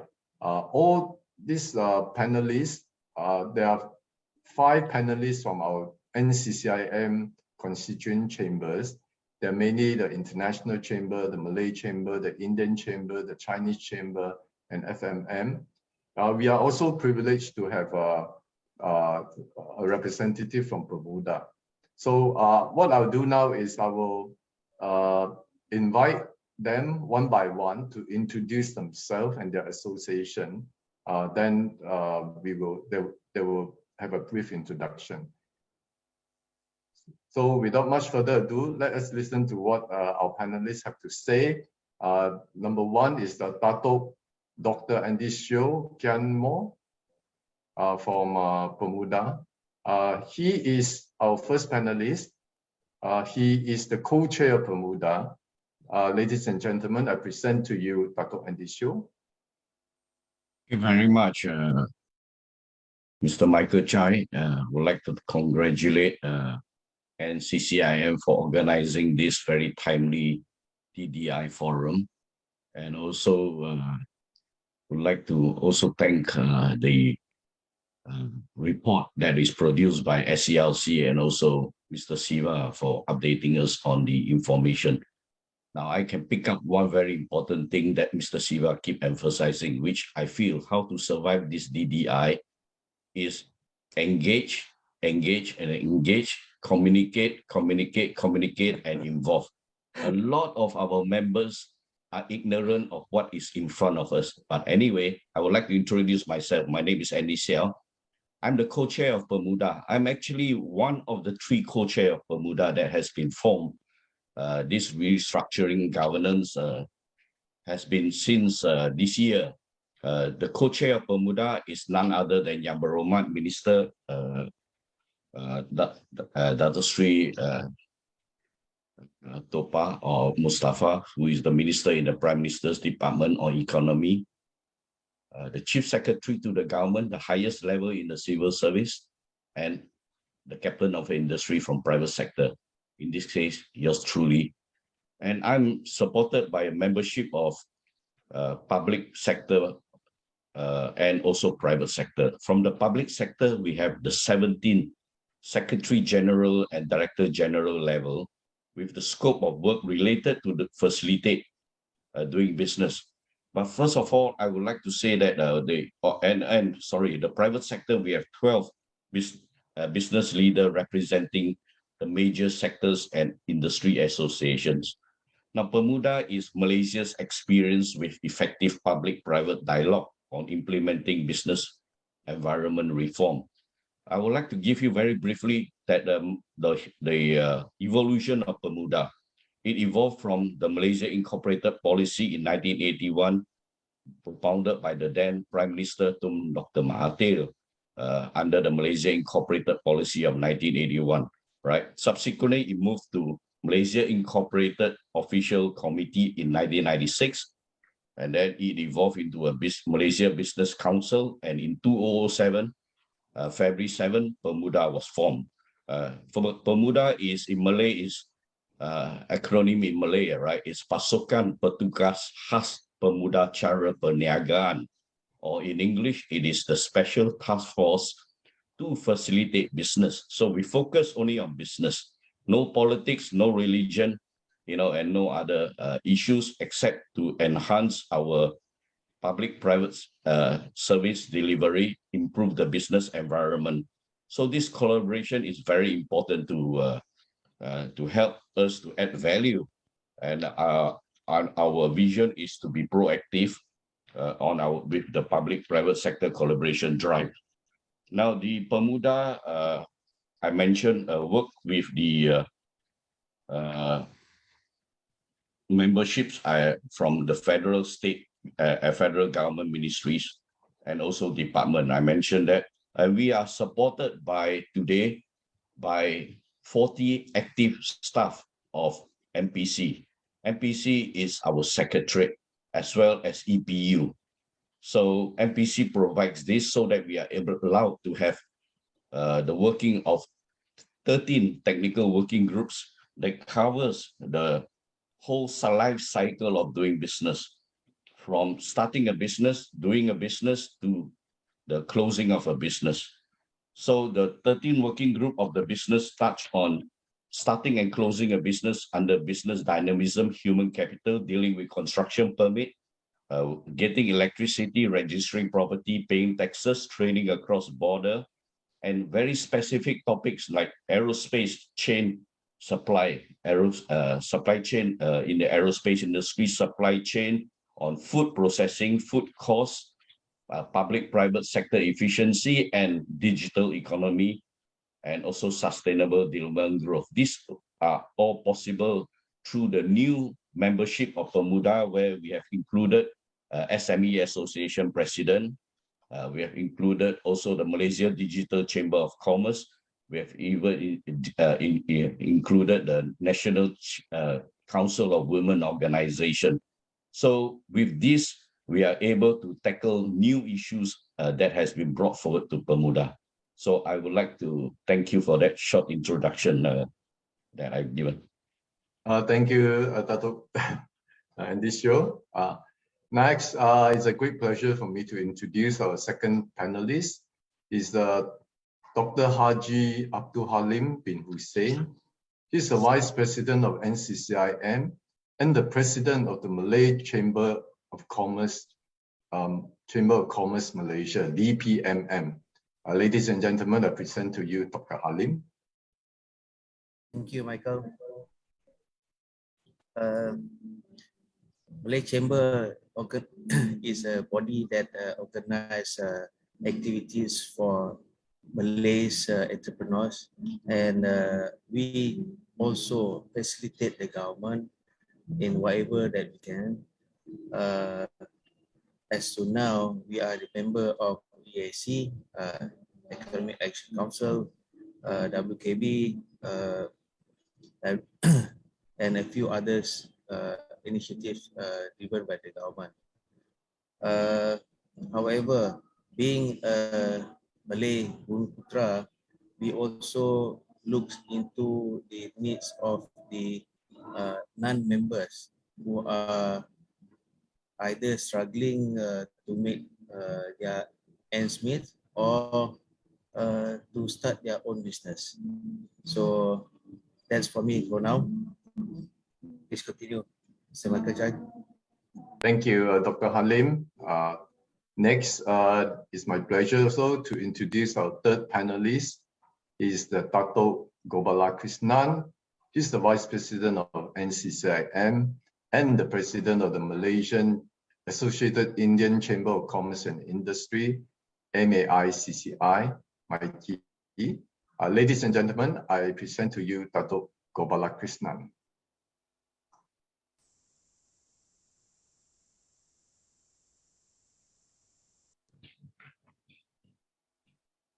Good morning. Good morning, Dato'.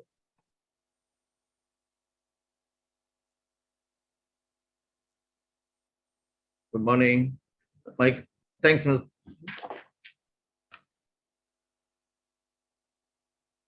Dato' Gopal? Yeah. You can hear me? Please.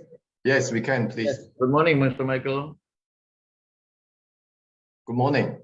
Morning. Please go ahead. For giving us a 1 or 2 minute slot. Anyway, on behalf of MIKI, Malaysian Associated Indian Chamber of Commerce and Industry, I would like to thank you especially, and also Yang Berhormat Minister for giving a key note speech today. And also on behalf of MIKI, I would like to thank Dr. Lau, the President of NCCM, organizing these functions, and also Mr. Siva, Deputy CEO of MIDA, for giving a wonderful speech of the assistance which directly be given to the Malaysian DDI companies, and all the panelists and the viewers. On behalf of MIKI, I'd like to say thank you. Again, MIKI is actually a Malaysian Associated Indian Chamber of Commerce and Industry, covering 15 branches throughout Malaysia and covering all the Indian businessmen. We are proud to be with NCCM. Actually, NCCM and MIKI are working together. Actually, NCCM is a place where all the constituent chambers are looking forward to have a direct connection with the government. As such, we have done a wonderful event today where engagement with the government is a very successful event. I can see that where Mr. Engui has given a wonderful request to the government. In return, Mr. Siva has given what is in their pocket for us. I think we at the win-win situation at the moment. As such, however, the capture of the line of today's is how to revive domestic direct investment. I would say, can we add a little bit above that? How to assist to and revive the domestic direct investment. So assistance is much needed. I think Mr. Siva is very categorically pointed out the assistance are there. It's a matter of whether we are receiving it or not. And also, MIDA has promised to give more things for the business community in Malaysia. We in NCCM are looking forward to tap all this and forward to our members, largely in Malaysia. Hopefully, in years to come by, there won't be any difference in the FDI and DDI. As such, the domestic direct investment will be very much recognized in Malaysia. Well, with that, I would say again, thank you very much for the opportunities. Thanks, Mr. Michael, and the rest of them. Bye-bye. Thank you, Dato' Gopala Krishnan. Well said. Right. Next, it's my great pleasure also to introduce our fourth panelist. She is Ms. Christina T. Kim Chin. She is also the Vice President of NCCIM and the President of Malaysia International Chamber of Commerce and Industry. Ladies and gentlemen, I present to you Ms. Christina T. Thank you, Michael. Today, I think I have here the first time that the full report for what NCCIM have presented, and of course, I also listened clearly what Mr. Siva has said, and be very frank. Malaysia International Chamber of Commerce, MICCI, we are actually representing around 1,000 members and our associate members. And all of us are many MMC, and also the company are export oriented. So we go a lot of other countries to check it out. And be very frank, I agree with Mr. Siva. Malaysia has actually given more attention to DDI than FDI, because we have made a big comparison what we can have over in other countries and what we can have it in Malaysia. That is the first comparison. And the second comparison we have is what our MMC, the FDI coming in, what problem do they have and do they face? And actually the problem they face are almost the same with what the problem we have for our direct domestic investment. So in short, I think what we need to do is, we need to actually think about more mindset creativity instead of hand-holding this process. So the investment team of a different state, precisely they have a different kind of courage. But I think the statement of the policy are quite clear, and it's just how to get it there. So I think most of the MNC or even though a large company have a better approach because they have their right internal department to help them to do so. While others, SME and so on, they rely a lot on the consultant, which we also know that, not all the consultants are actually being focused on one company. I think what we need to continue, as what Dr. say, we need to have close communication, and also we shouldn't be ashamed to ask for help if we need so, from the authority. Thank you very much. Thank you, Ms. Christina. I think I got the message. The foreign investor think that the government favor domestic direct investment, whereas the local investor think that the government favor FDI. So let's have a chat later on. Next, it's my pleasure also to introduce our fifth panelist. He is Tan Sri Datuk So Tien Lai. He is also the Vice President of NCCIM and the President of Federation of Malaysian Manufacturer, FMM. Ladies and gentlemen, I present to you Tan Sri Datuk So Tien Lai. Good morning to all participants. Today, I think this morning will be a heavy days. Christina has the views maybe different from the perception of the rest of the survey that carry out. And Mr. Siva also has emphasized domestic investments always the first priorities. But surprisingly, our NCCIM surveys stated differently. But anyway, as what Mr. Michael said, we have a lot to discuss afterwards. Thank you, moderator, Mr. Michael Chai. I think you have tough jobs because of the views differently. Our president of NCCIM, Dr. Lau Kian Chuan, Mr. Siwa, Deputy CEO, and also YB Dr. Sri Mustafa. FMM has been the voice of the Malaysian manufacturing sector since 1968.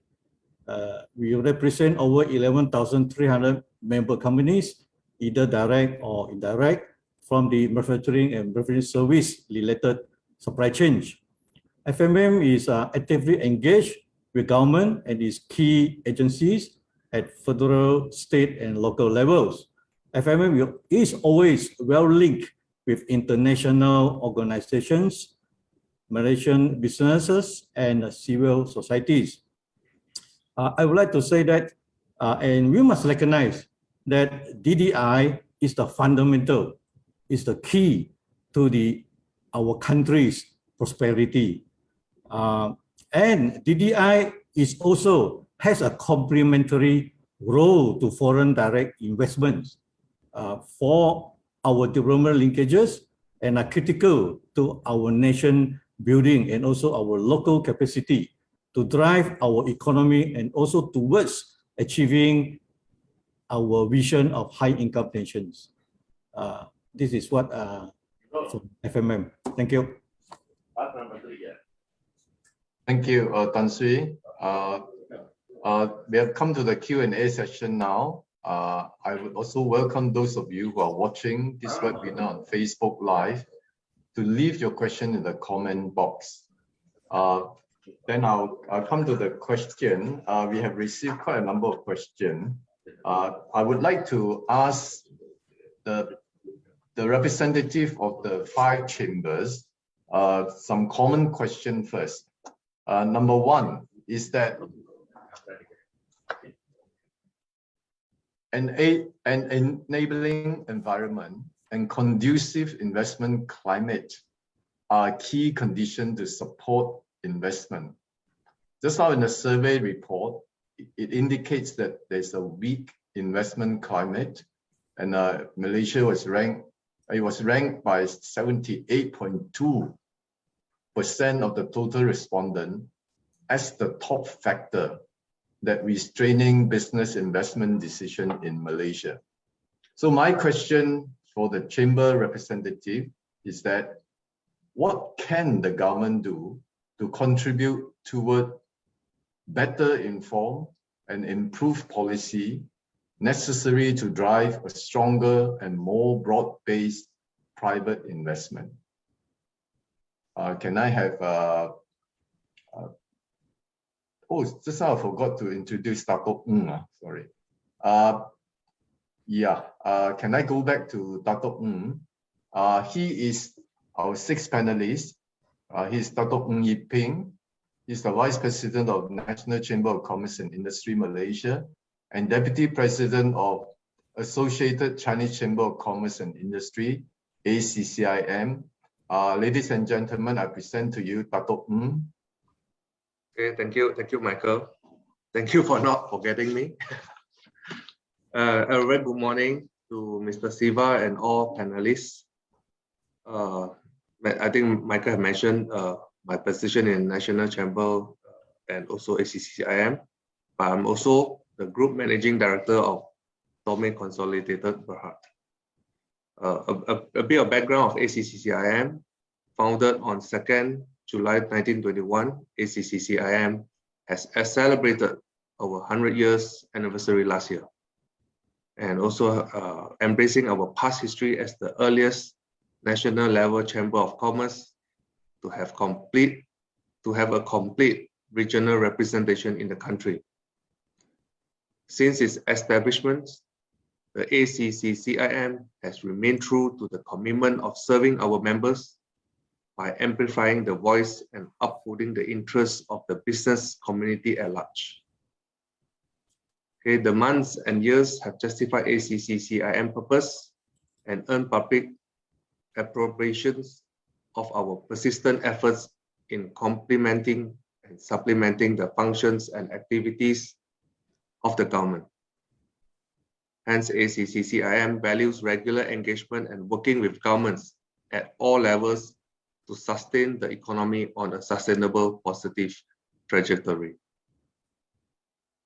The element of clear and well-defined national development path, digital infrastructure development, conducive regulatory environment, competitive cost of doing business, prioritizing SMEs, and revitalize DDI have always been the hallmarks of ACCIM engagement with government at various levels, particularly the economic and industry cluster.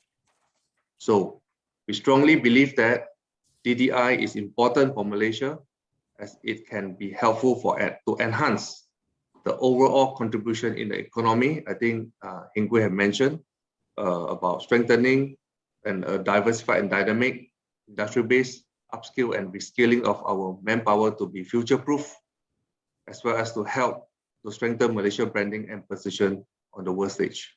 Thank you. Thank you, Dato' Ng. Would you like to pick up a question that I asked just now?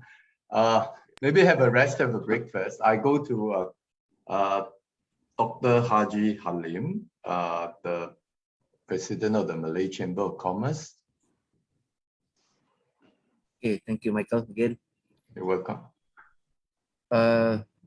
In order to strengthen government efforts in DDI, I believe one of our fellow panelists just now mentioned engage, engage, and engage.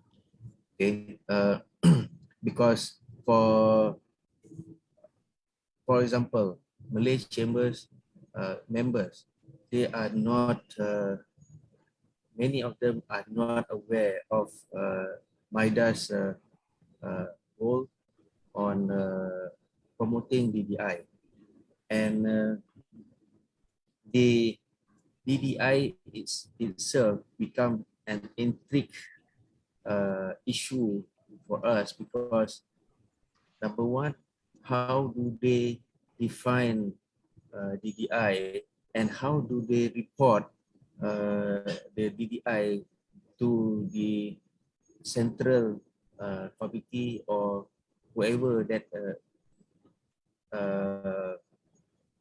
collect the information about DDI.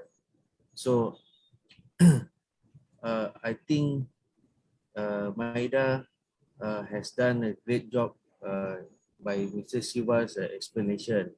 However, there are gaps between the understanding of the person on the field and those government agencies. As mentioned in the report, saying that 78% are not aware of the functions. I'm not condemning Maida. However, we think when we think about Maida, we think about bringing in FDI into Malaysia.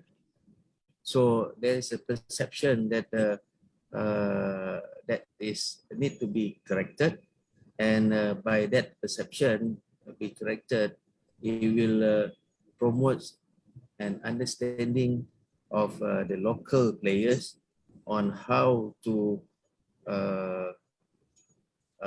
report, especially, and to get help on their project stipulation. So I think, no offense, Mr. Siva, but this is what people talking on the ground. Thank you very much.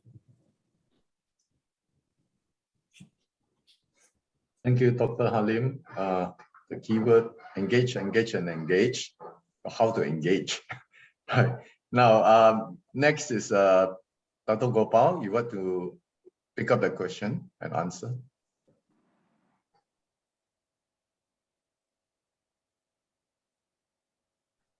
You are muted, Dr. Gopal.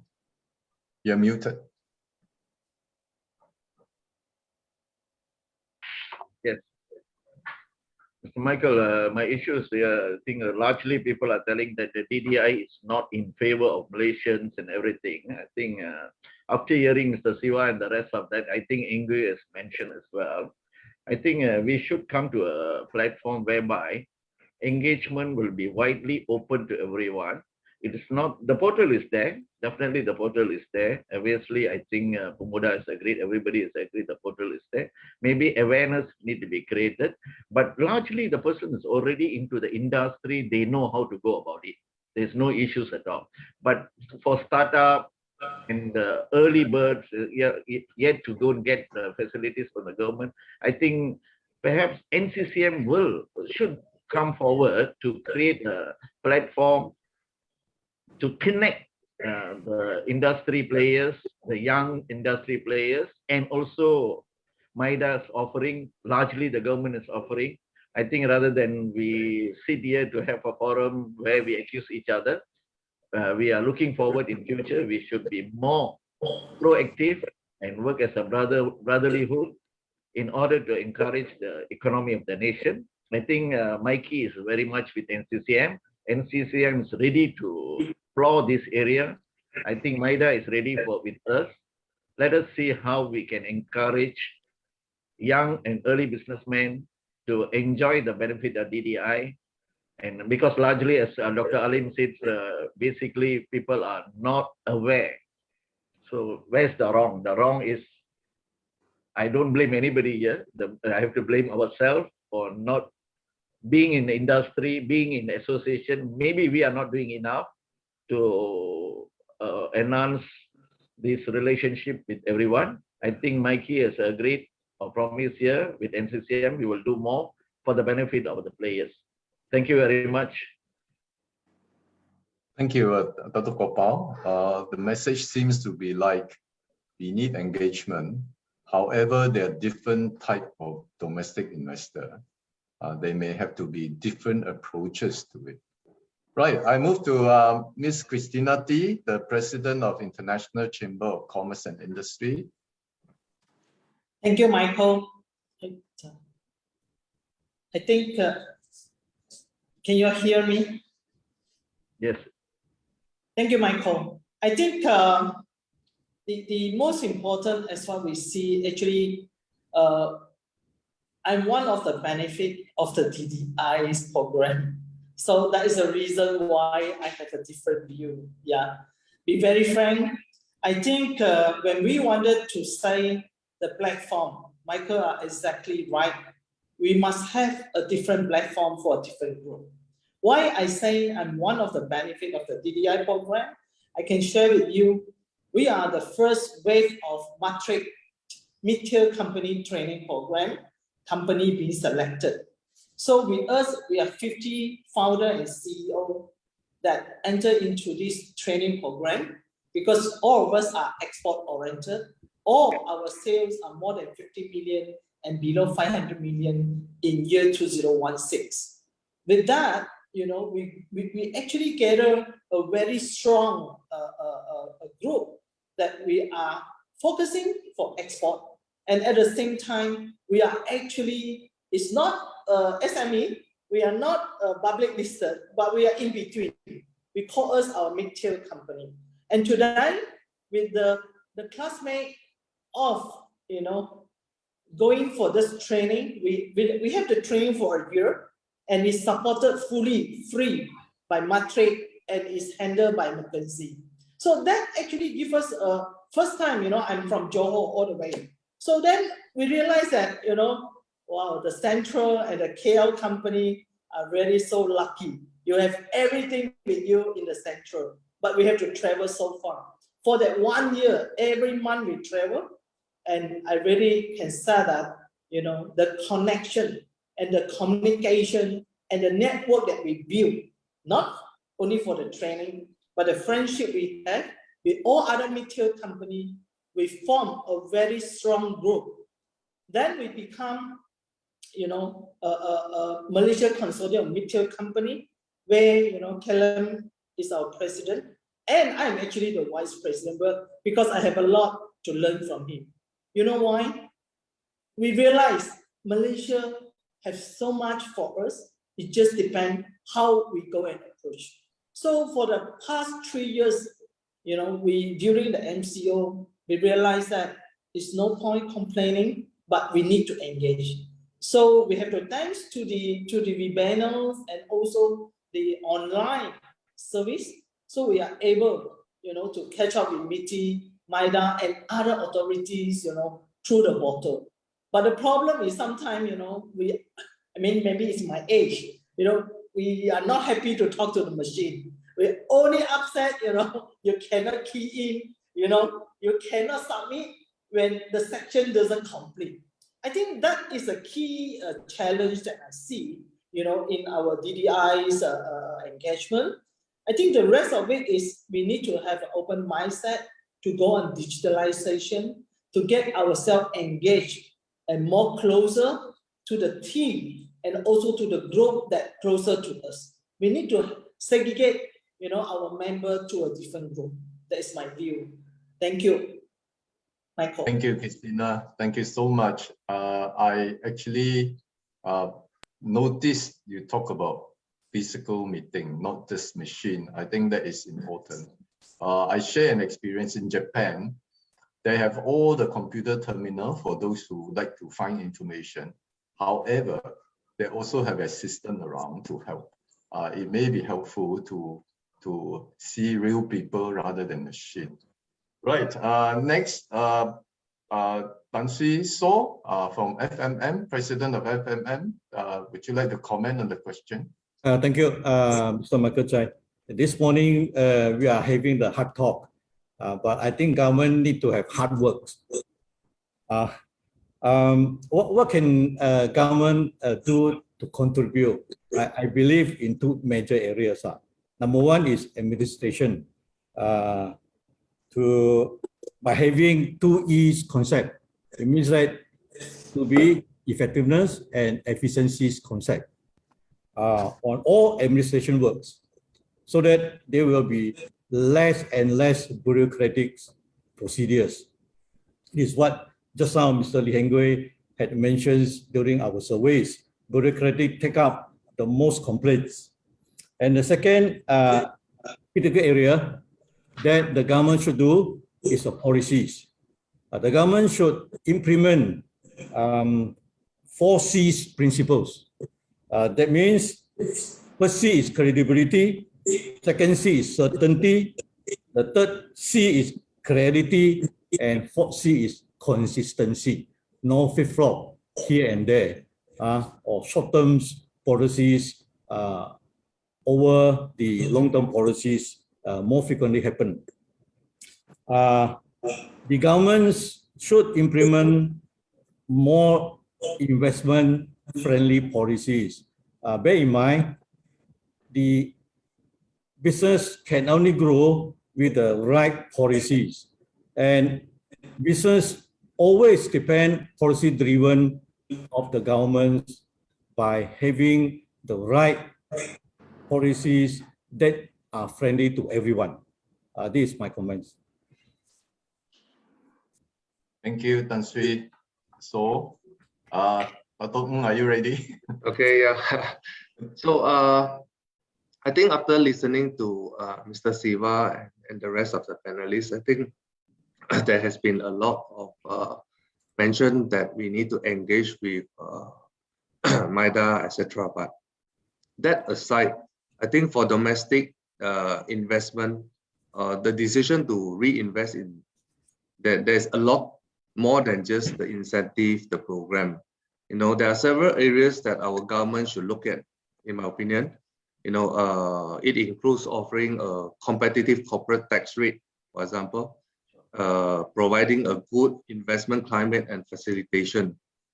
The government must give assurance of a predictable regulatory environment and stable economic and political conditions in this country. Now, Malaysia, just now in Hingwi's slide, I saw that the Malaysia corporate tax rate is about 24%, which is much higher than our neighboring countries. Singapore is only 17%. Thailand, Vietnam, Indonesia, and Cambodia is 20%. Therefore, I think we suggest the government should provide a more competitive tax rate of 15% for our SMEs that meet the national SME definition. And this will definitely help the growth of SME in the country. And I know that this one is not under MIDA jurisdiction. I know. And I think for investor, for businesses, we need time to plan and to allocate our resource. You know, some might need time to look for business partners. Some need time to identify strategic locations to expand their business, to undertake the new investment. So all this takes time. So what business need is assurance that the regulatory environment remains consistent and stable and will not change drastically from time to time. I think this is my comment. Thank you. Thank you, Dato' Ng. I think your comment is not only for the direct domestic investor, it's for FDI as well. How to strengthen the investment climate. I think the message is pretty strong, even in the survey report. Right, thank you so much. Now I'd like to move to Bermuda, Dato' Andy Sio. I have a question for you. You know, both, just now we know that both public and private sector realize that the business problem are now government problems and vice versa. We got to work together.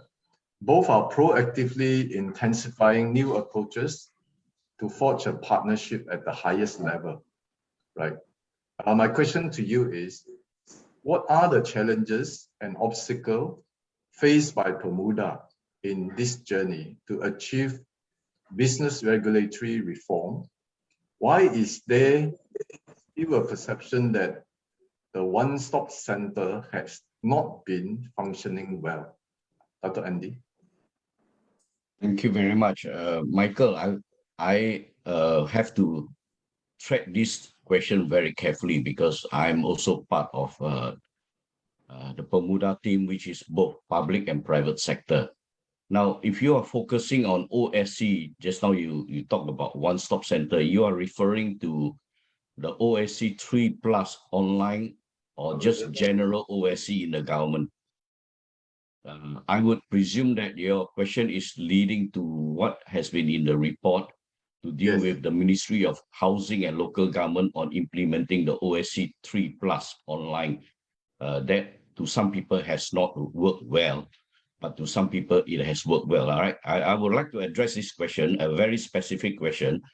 I'm very pleased to be asked this question is because dealing with construction permit is the technical working group in Bermuda that has been formed since 2007 to tackle this issue. Now, OSC was initiated by the Ministry of Urban Wellbeing, Housing and Local Government at that time on the 13th of April 2007 to improve the planning system delivery and procedure at all local planning authority, that means at the local council, by coordinating and shortening the approval process. Now that was OSC 1. Today it is OSC 3.0 plus and online, which has been launched in 2019. Now, I understand this problem and this forum has brought up a lot of frustration because we just came out from the pandemic.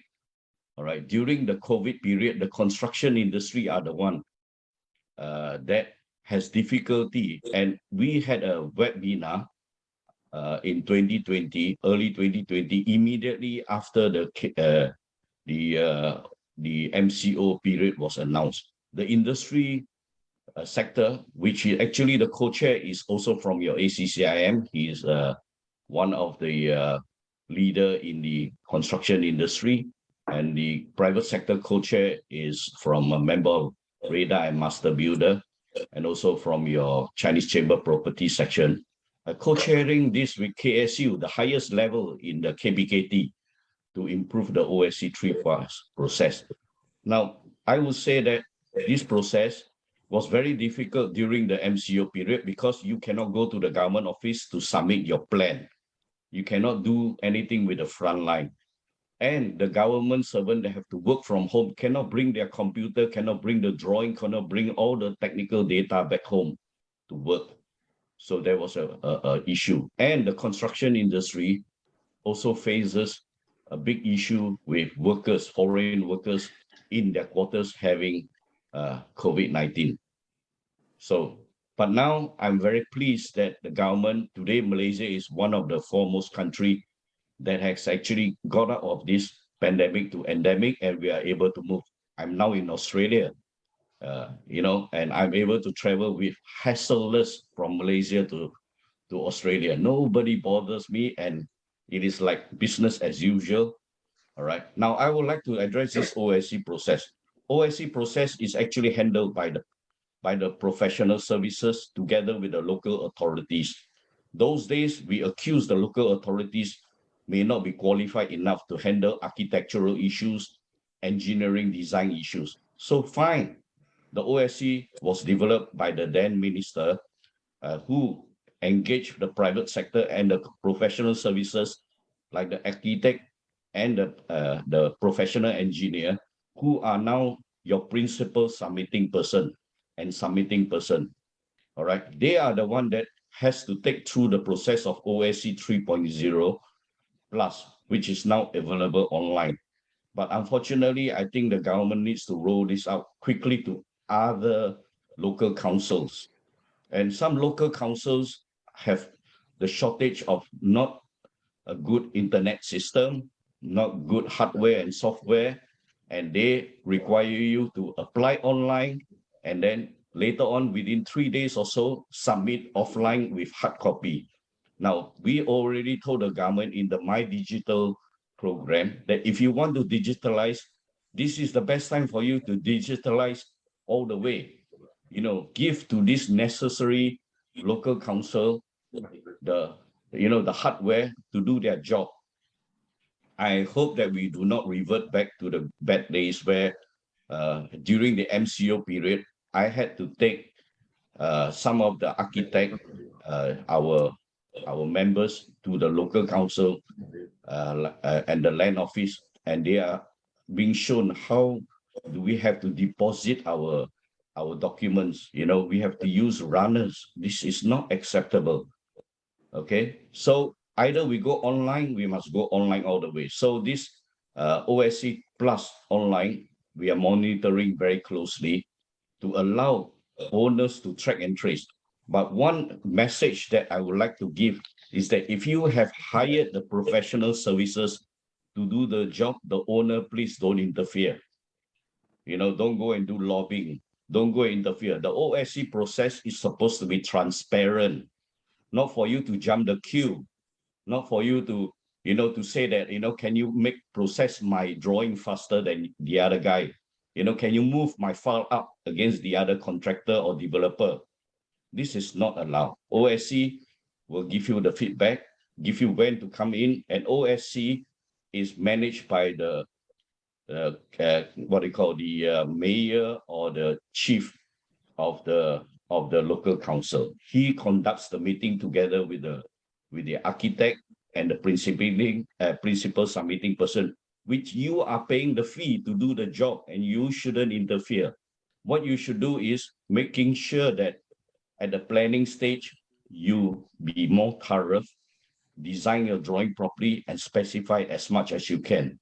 So this is what, when I heard from some of the owners, they are undermining the work of the architect and the local and the engineer. But I can understand that the architect also are very polite, not to upset the local councillor, because why? They are not only doing your project, they are doing many other people's project. So I think that the system should not be obliging in a way that, it has to be a face-to-face intervention. I have to make sure if it is online, we should be able to track and get approval online all the way. Right? That is the OSC process. I think that I would like to say. Thank you. Thank you, Dato', for the explanation. Next, I'd like to put a question to Mr. Siva.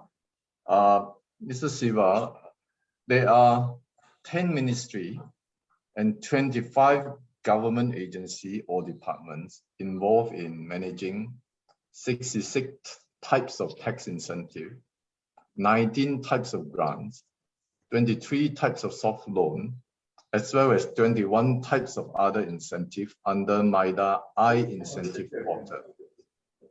74.4% of respondents in the survey indicated that they are not aware of this portal. Now, my question to you is there any plan to consolidate this incentive, including streamline the multiple ministry and agency that managing the incentive? How can MIDA set up the investor awareness of its portal? Mr. Siva, to you. Okay, Mr. Michael.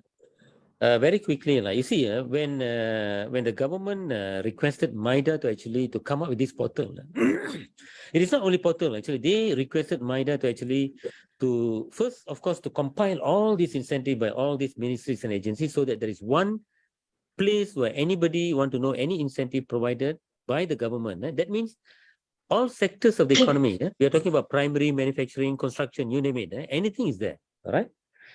That's number one. Number two, our role was actually to study and see whether can we consolidate and see whether it's, many of these incentives may not be relevant, or maybe can we make it better, that kind of thing. So that is ongoing process now. It's being done. So, and of course, we did a media release, and also we did in all our investment seminars, we always highlight this portal. Yeah. Now, the problem, frankly speaking, I tend to agree with Andy just now, Dr. Andy. We will do more engagement, no doubt. But the question now is, what kind of engagement are we talking about? Yeah. You see, the best and the fastest way for us to reach all the companies in Malaysia is through the chambers. When I say chambers, who am I talking? I think you know what I'm doing now? I'm telling this out of frustration. I have the handphone number of all the executive directors and chairmen of all the international chambers. Siwon Das, Moko Winter, Mikal Rocky, you name it.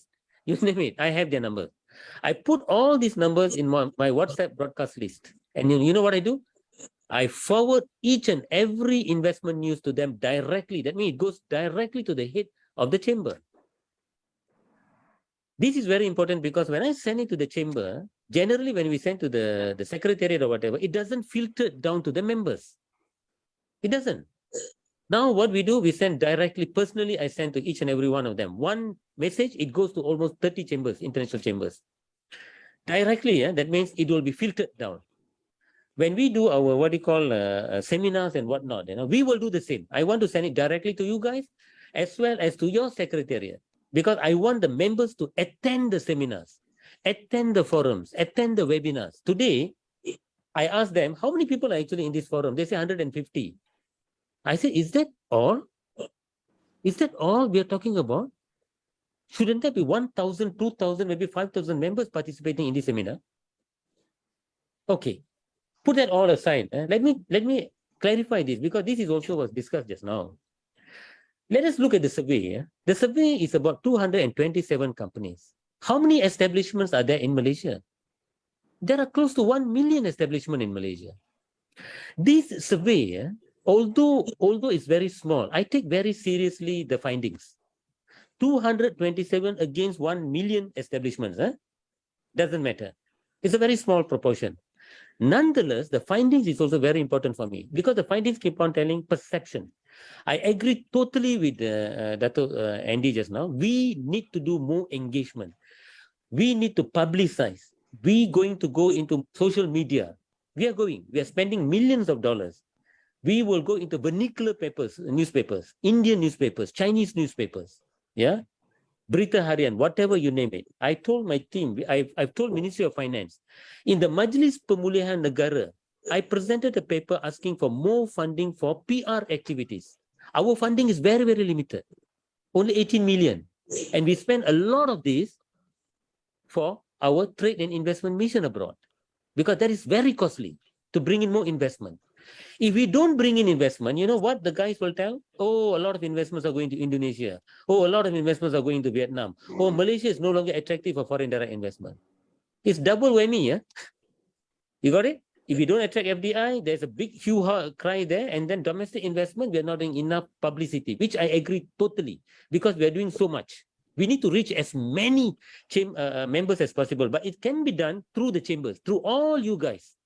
We need to engage you more often. I've been telling my team members, whenever you do any forums in future, I want to see the CEO, the executive directors of the chambers in front of you. Do you understand what I'm trying to say? When I do a forum, I want to see you guys there sitting together with your members. I want the message to go to you, as well as you can then amplify this news to all your members. Now, I also take note, as what Tan Sri So mentioned just now. We need to increase the efficiency and also the productivity. I agree our system, the Invest Malaysia portal that we went live last year, there's a lot of downfall. There's a lot of problems, a lot of delays. So just now, as Ms. Christina said, the system is not perfect, but we must understand we need to go online. I want it to be efficient so that we can track the delay. It must be transparent. You must be able to see where the application starts. That is something that we need to address. Another point that I would like to make is that the corporate tax rate of Malaysia needs to be revised downwards. That is the most efficient way. Ours is actually the third highest in the region, in ASEAN. Actually, we are no longer competing with US, we are competing with Myanmar and also with Philippines. Philippines is 30%, Myanmar is, I think, about 28%. Ours is actually 26%. Our tax incentive that we give, only manufacturing sector, 1/3 are granted tax incentive, 2/3 no incentives. So what I'm saying is that if you want to be very, very competitive, we need to make a strong presentation to the government to actually to revise the corporate tax rate to bring it to more competitive level. But in order for the government to do that, the only way is actually, if I can say this, there is a need for government to actually to reintroduce GST maybe at a very low level. That's the only way. If not, I don't think so you can revise the corporate tax rate. And I believe the revising of the corporate tax rate would be the most effective and efficient way for us actually to revive the economy, grow the economy bigger. And finally, I would like to make this very, very, very clearly. MIDA actually focus on small and medium enterprise and larger operations. And our focus is very much confined to manufacturing sector and also selected services sector. We are not involved directly in startups. We are not involved in micro. We are not involved directly in retail. We are not involved directly in the construction. You see, our role are actually very, very limited. That is very, very important. Yeah, we have SME Corp there. SME Corp, if you ask me, I think their role is much, much bigger because they are supposed to build the capacity among Malaysian SMEs. So I need to clarify that. Yeah. Having said that, we are all for it. I want to engage more the chambers, understand all the requirements, and let us work together to revive the domestic direct investment. Thank you, Mr. Michael. Thank you, Mr. Siva, for the explanation. Next one, I think there's a question for Tan Sri So. The businesses have always welcomed frank and open engagement with the government and agency pertaining to the review of existing policy and introduction of new measure. Good policy need input from all stakeholders and conduct a proper business impact analysis. The question to Tan Sri So is that, how can the government and the regulating agency improve the effectiveness of business engagement to ease business pain points? Tan Sri. Thank you very much.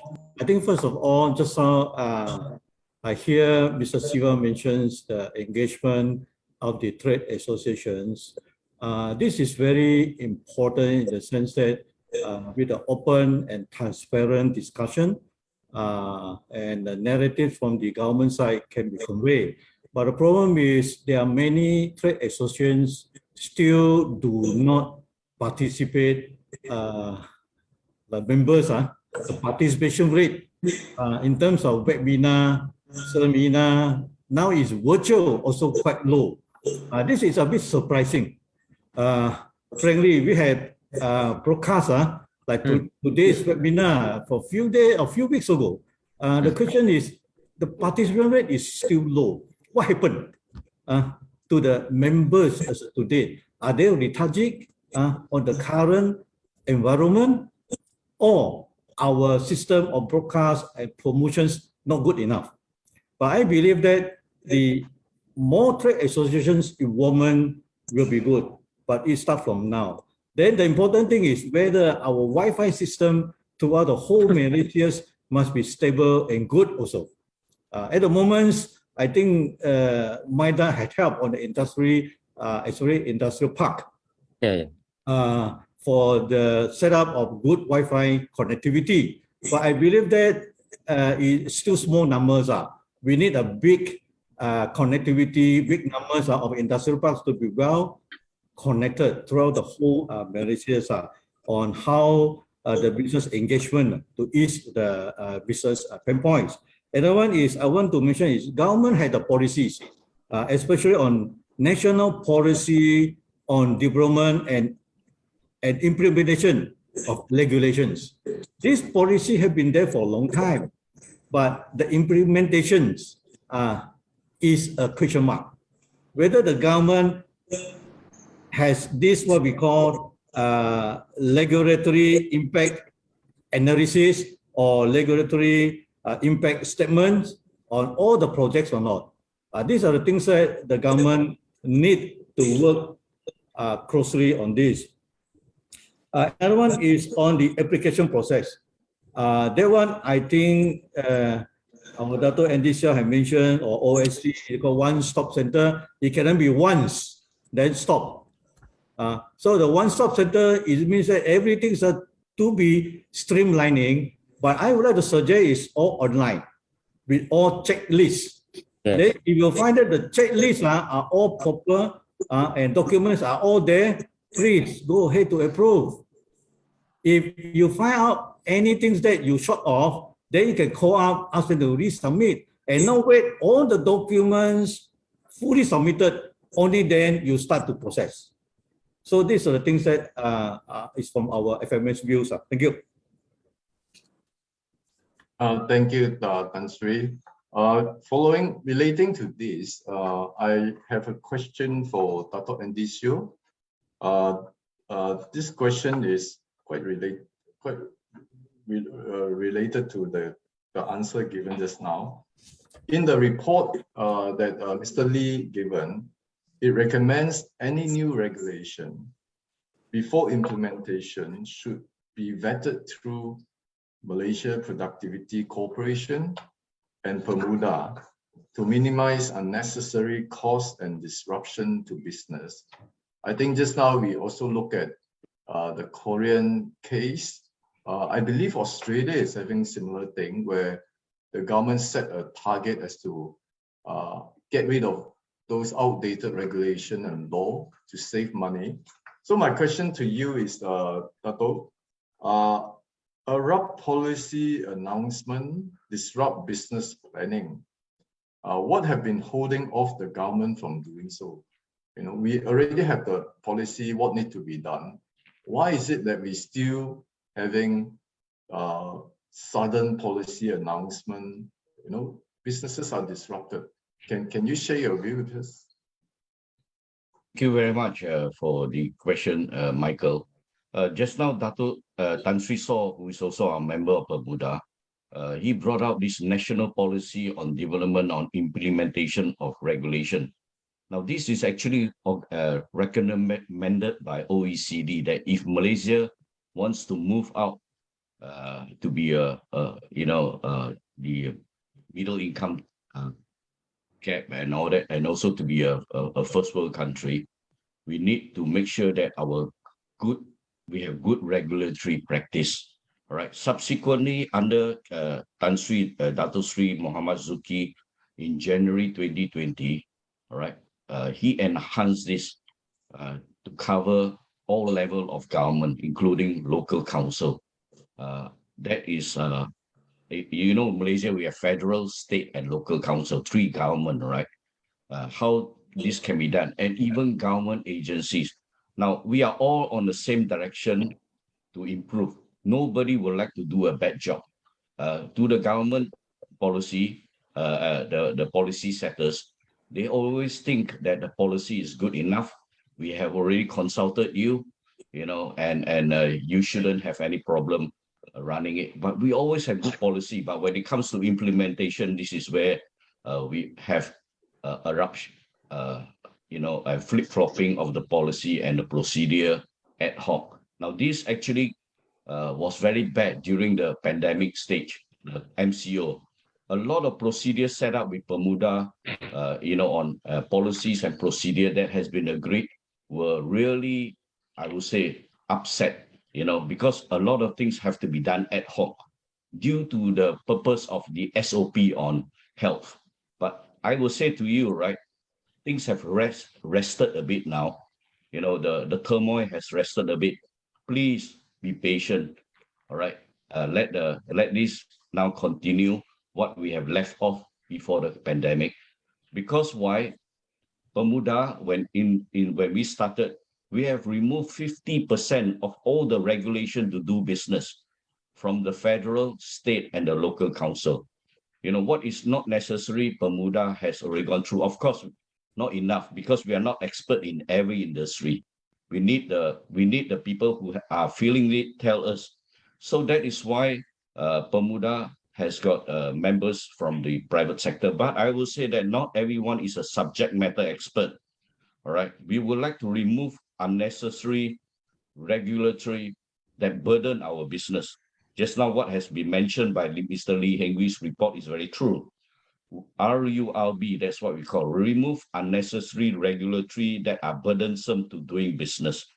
Now, government under the National Policy on Good Regulatory Practice, all right, requires that any new procedure, be it from the federal, state, and local council, to increase any procedure or processes, time to do an application, and cost, there must be a public-private consultation. And this has to be done through a regulatory impact analysis, where a statement will be produced under regulatory impact assessment, statement, be brought forward to the member of Bermuda run it through with Bermuda. Bermuda private sector meets every month, and Bermuda, the main Bermuda, co-chaired by the 3 co-chairs and its member, meet every month as well. And in between, the technical working group works tirelessly every day, right? And they have the working group, the 13 working group that are running. So you are there to lodge your issues with Bermuda. Now, what I want to say is that when there is a consultation, like public-private consultation from the chamber or from anybody, please send somebody that will attend the meeting. All right, please send somebody who is the subject matter expert. I will say that not only the president knows everything, not necessary. If you are a HR expert, send your HR committee member who knows the act better. If you attend the meeting, sometimes the civil servant will say that you are consulted, even though you send a representative to sit and say nothing, but your presence is recorded as an attendance. So please go to a meeting prepared, send the right people. If you would like to have your voice in this regulatory, this public-private consultation. Many a times when I read the regulatory impact assessment, I know that the private sector have not been consulted adequately, and some of the stakeholders are not even there. So we will throw it back again and get it done again. All right. Today, please monitor this, because anything that affect the cost of doing your business, be it increasing more time, increasing more paperwork, increasing more cost, please do it under the, okay, we are going to talk about it, this MyMuda setup later on. All right. And you are there to lodge this into the initiative of Bermuda. Thank you.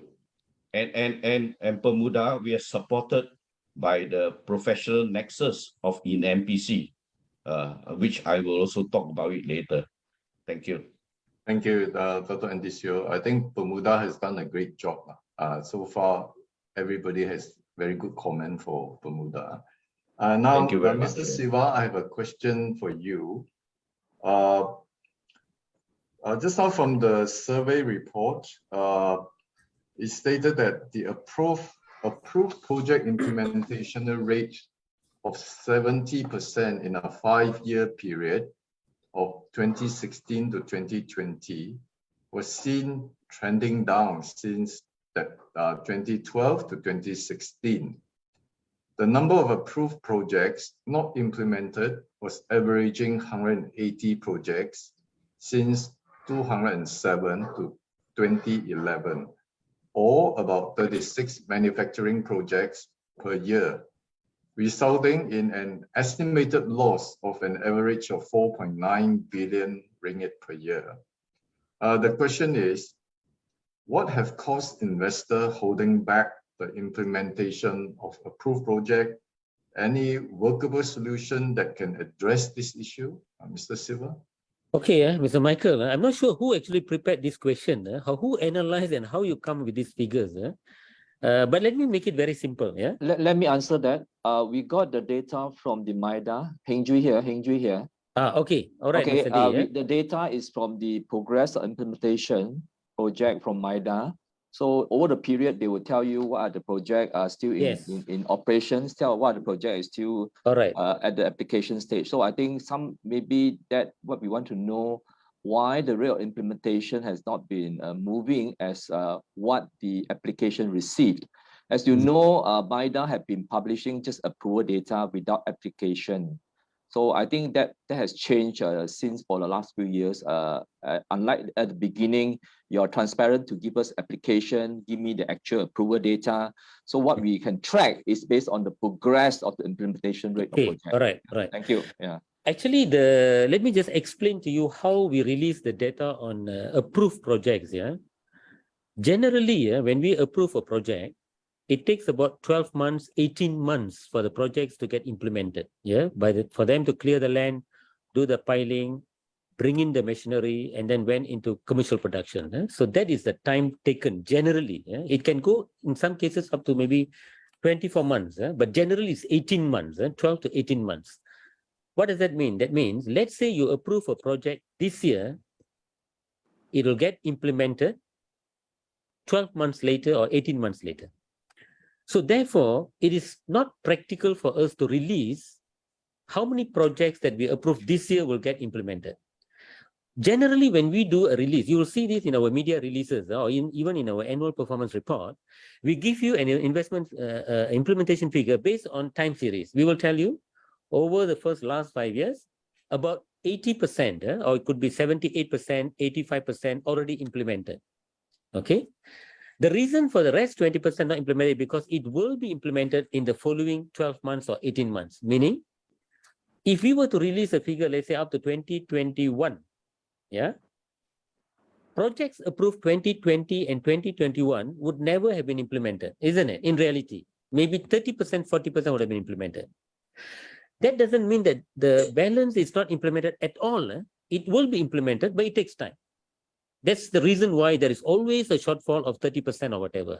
But there could be some percentage of projects would never been implemented because of some reasons, yeah? Because the company would have restructured, because of market reasons, because the company decided not to invest. But that percentage is very, very small. And everybody would know, yeah? How small is the percentage? It's about 5%, 3%, yeah? Less than 5%, I would say. But there are cases, when they get approval from MIDA, and you're given about maybe 12 to 24 months to implement the project. But what if there is a potential investor decided not to? So what are the follow-up actions by MIDA to ensure the project will take off as what planned?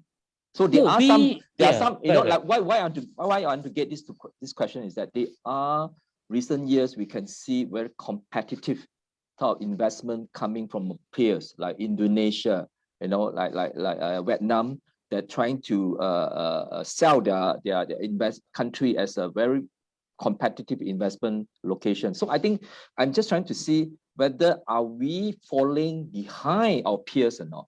Yes, we know there are a lot of numbers showing big approval data, but what is the actual implementation of the project? That matters. That will go into the national account, not approval data. Actual. Thank you. No, Mr. Lee, this is actually, we are also looking at the figures published by Bank Negara. Yeah.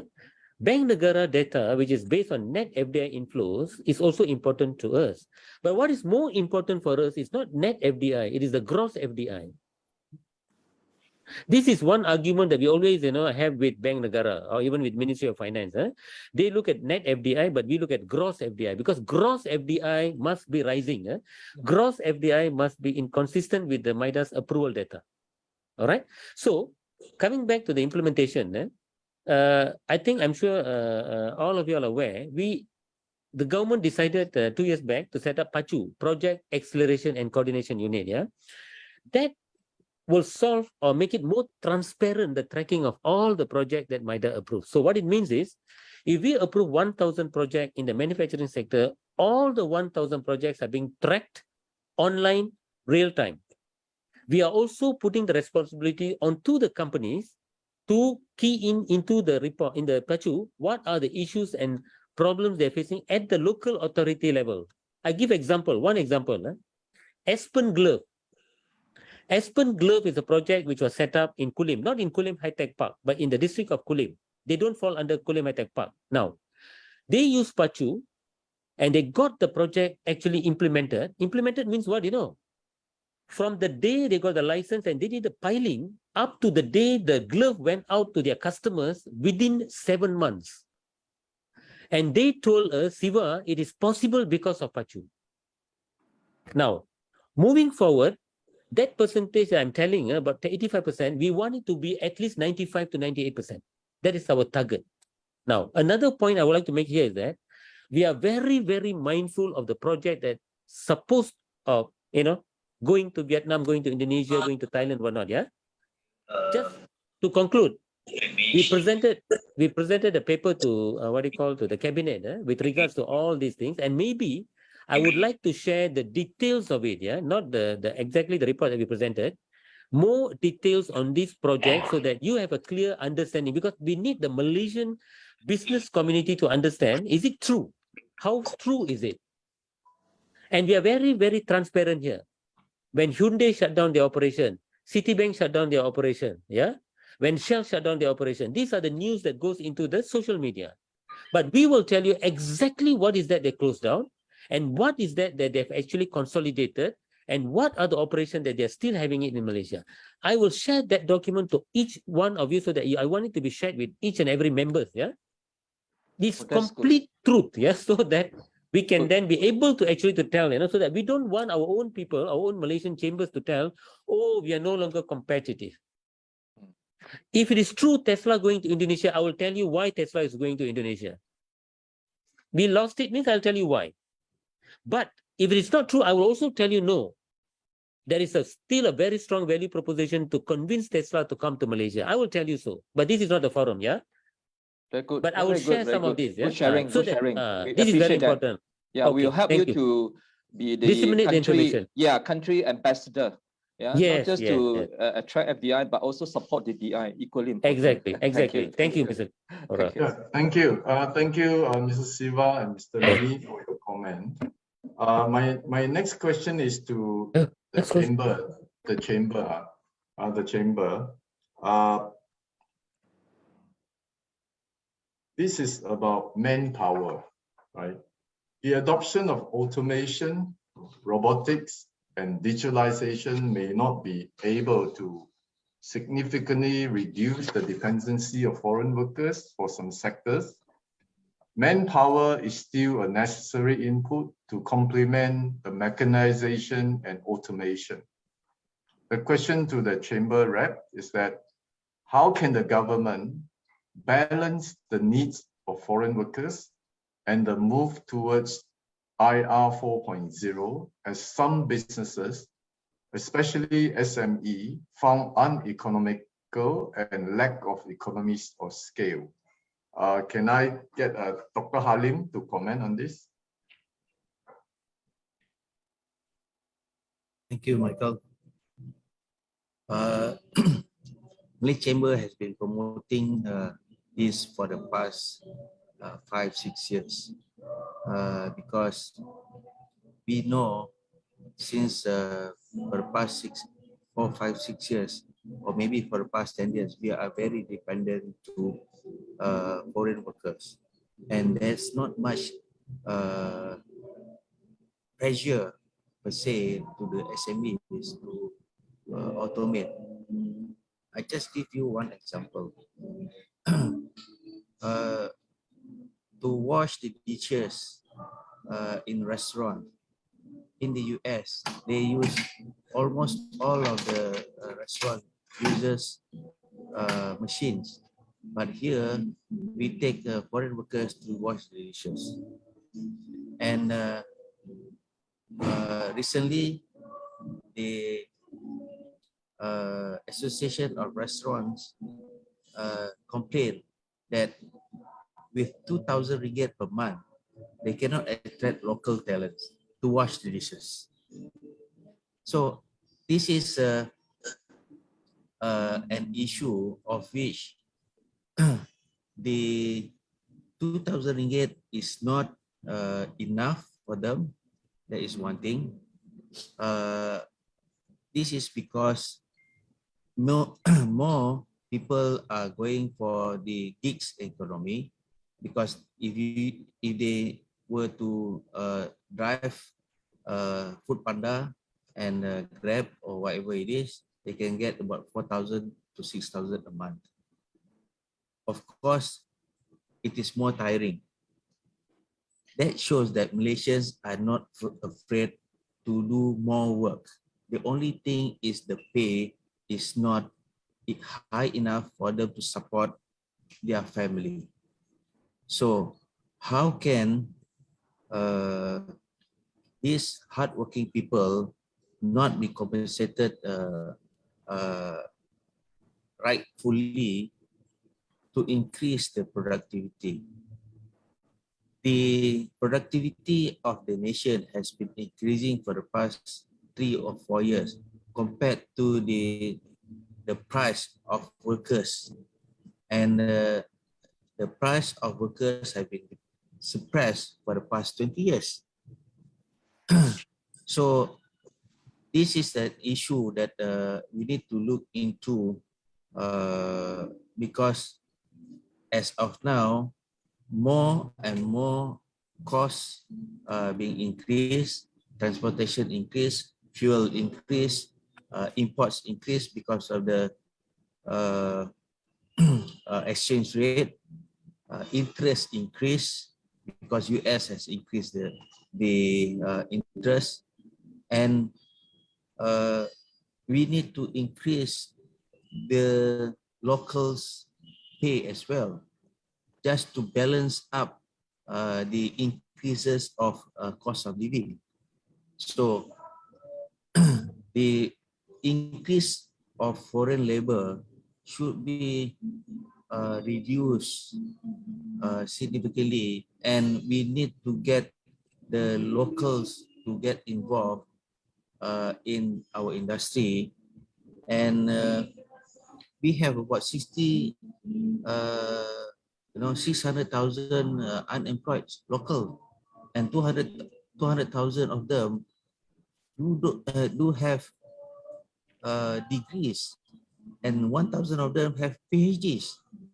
How can these people are not being utilized to the country's benefit, and they do not have the opportunity to increase their salaries and their income in the workforce?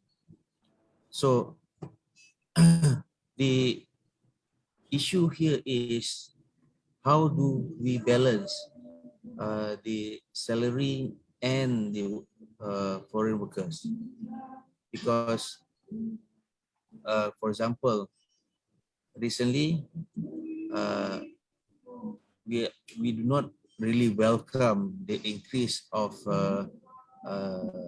minimum wage to 1,500 during or in the middle of the year, because it will disrupt the planning of the international communities and the planning of SMEs even, because we are just get into the endemic session, and we are trying to get back our money to reinvest our inventories and our capitals to do more. However, this has to be done. So this issue of foreign workers plus the automation, it is a crucial part of this country. And I would like to mention that during Tan Sri Rafidah Aziz was the Minister of International Trade, he was promoting the promoting this automation and digitalization, and we have a lot of countries that come into Malaysia with the condition that they will bring technology into Malaysia.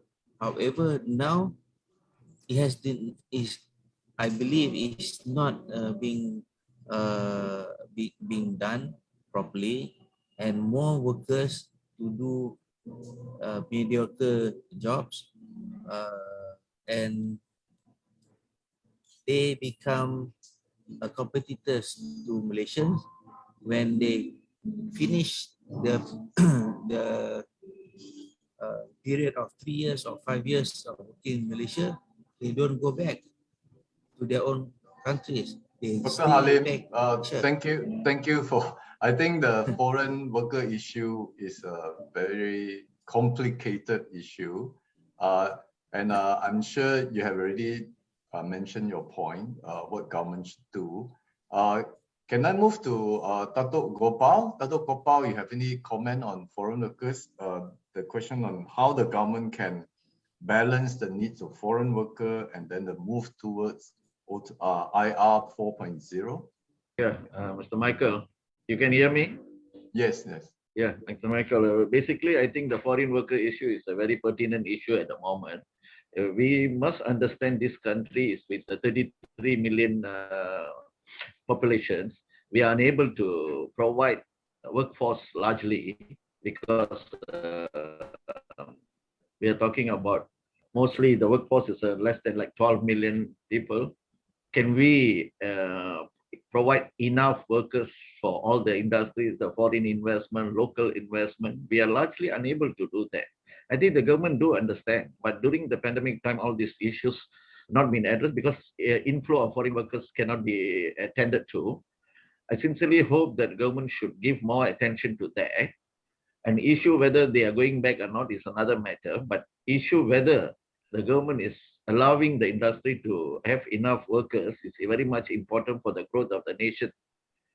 Because, and further, going back to the automation 4.0 and everything, one must understand, US can do, Germany can do, even Japan can do, means they already gone into the industry level more than 50 to 60 years before.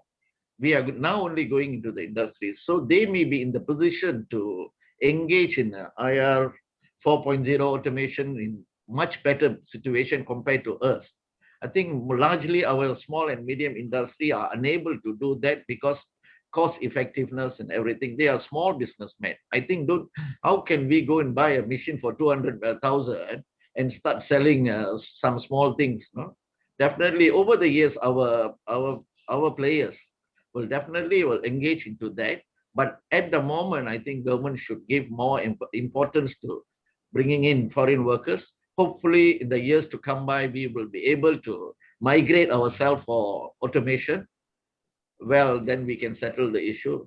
As such, I believe that we should give more importance to the present situations. Thank you very much. Thank you. Thank you. A very different view from Dr. Halim. Now, let's listen to Dr. Ng. Do you have any comment on this? Okay, on the question on automation and also foreign worker, I think first of all, I think we support the government move to reduce over-reliance on foreign workers. But we have to be realistic too. Things just can't change overnight. The government need to have a realistic timeline for implementation. And I suggest implementing a market-based levy to strike a balance between the local and foreign workers. I think, however, I think the approach taken must be pragmatic. We have to look at practicality based on different sectors as well. The nature of production, productivity and efficiency in production, and the degree we can substitute local with foreign workers. All these have to take into considerations. Yes, we should automate. I think we have to automate and have technology-assisted machinery or equipments. But we still have to assess the situation because some small-scale business enterprise just do not have the economy of skills to invest in automation. This is my view. Thank you, Dato'. It's like you reduce it, but with time frame, not immediately. Tan Sri Saw, you have any comment on this issue? Thank you very much, Mr. Michael. I believe there are a few areas that government and private sector need to do together. First thing is the smart automations. These have been promoted since 20 years ago or 25 years ago. But based on our survey, it's around 50% towards that automation, So how slow we are on this. So maybe the governments and private sector should work closely together by proposing to government to formulate a long-term 10 years manpower master plan that to solve the over-dependence on foreign workers. At the same time, how to nurture the skilled workforce from our current populations is our young students through the TVET system. Now, Malaysia should emphasize TVET technical and vocational education and training is a preferred choice, no more a second class. It is a skill set. I give you an example. What is the difference between the Formula One driver and taxi driver? It's a skills. So it's important that the private sectors must work closely with the government side. And the government also must provide the necessary support, how to attract more SPM graduates based on RMK 12. We need about 60% of the SPM students to enroll into the technical courses. That's why we need to emphasize on STEM, science, technology, engineering, and mathematics. So another areas the government should consider, but this talk about money lah, the MOF and also the government ministries based on foreign workers levy. Now, foreign workers levy is not collected for expenditure. This collected is to how to help the industry progress. So I think the government should consider our private sector proposal to form two funds from this bucket levy, from this foreign workers levy. Number one is apprenticeship fund. Number two is smart automation fund. So based on our government collections per year about around 3 billion over this foreign workers levy. You this one for these two funds, at least you can help the private sectors, especially SMEs. So the third one I would suggest is how to increase productivity of the SMEs by having the right talents in the SME sectors. This is my comments. Thank you. Thank you, Tan Sri So. Let's listen to Ms. Christina T. How about the foreign investor? What are they looking for? Thank you, Michael. Be very frank, I think from the beginning in an NCCIM meeting, I always say what our problem is, for the foreign worker, actually we depend on the foreign worker for too long. In fact, in all the manufacturing license that we have, is only 20% foreign worker and 80% local. But many of us has actually get a special exemption because we're doing 100% export.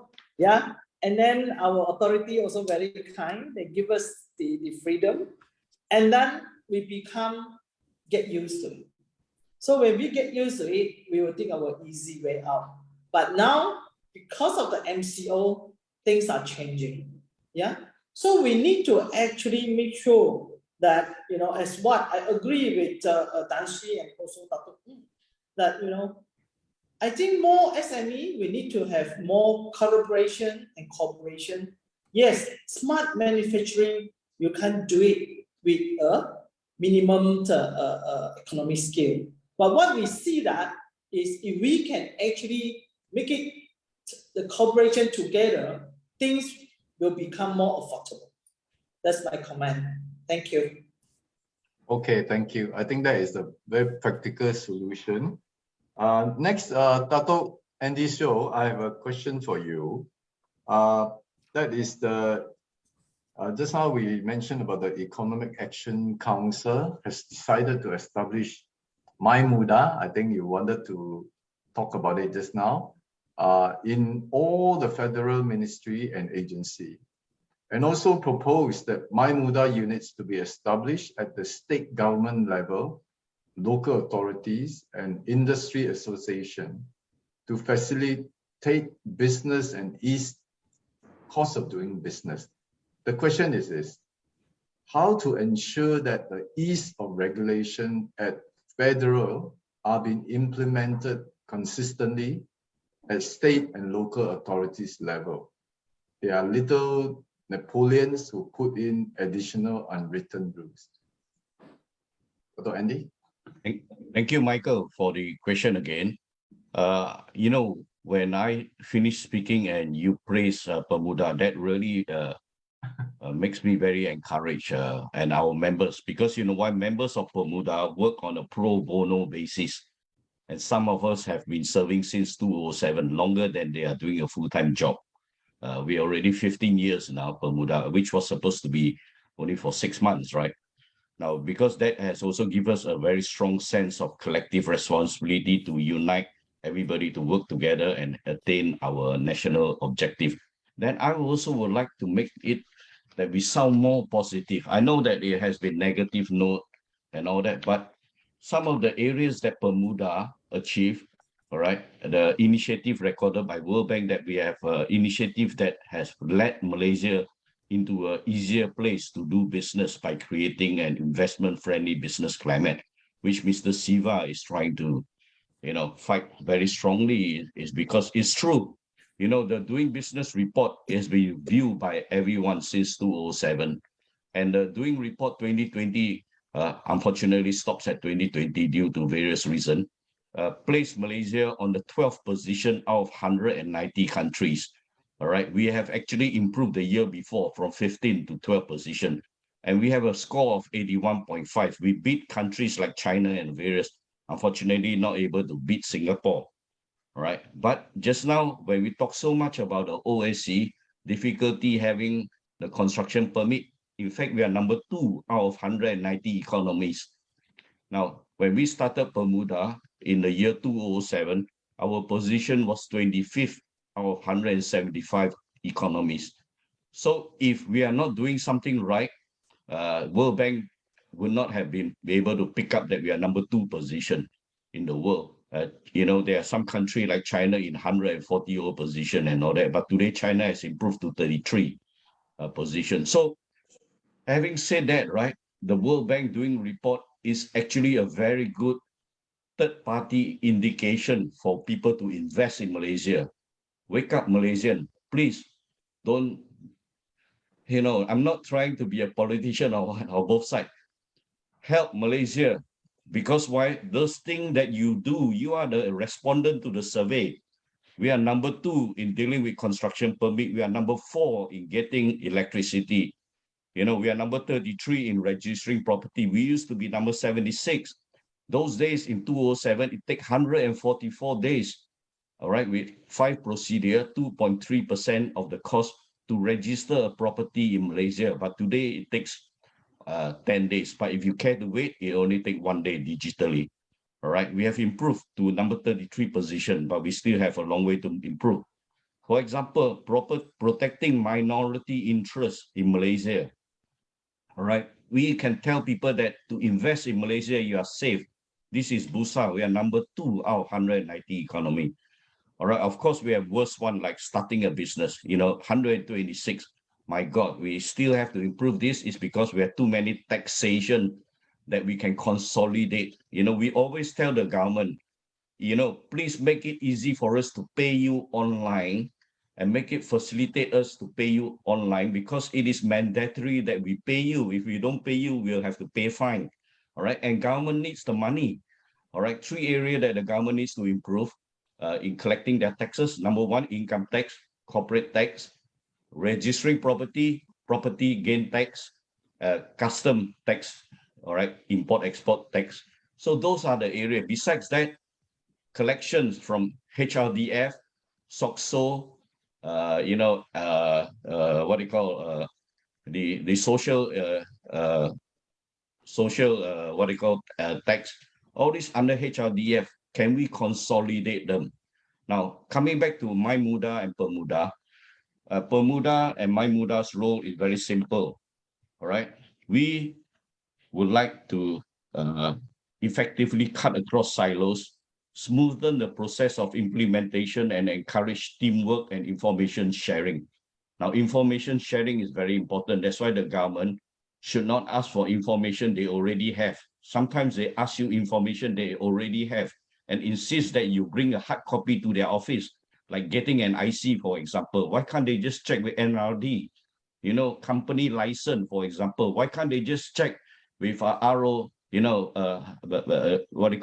SSN, right, which is part of the government? So there are a lot of data that the government must cut across. That is where the silo sometimes is, right?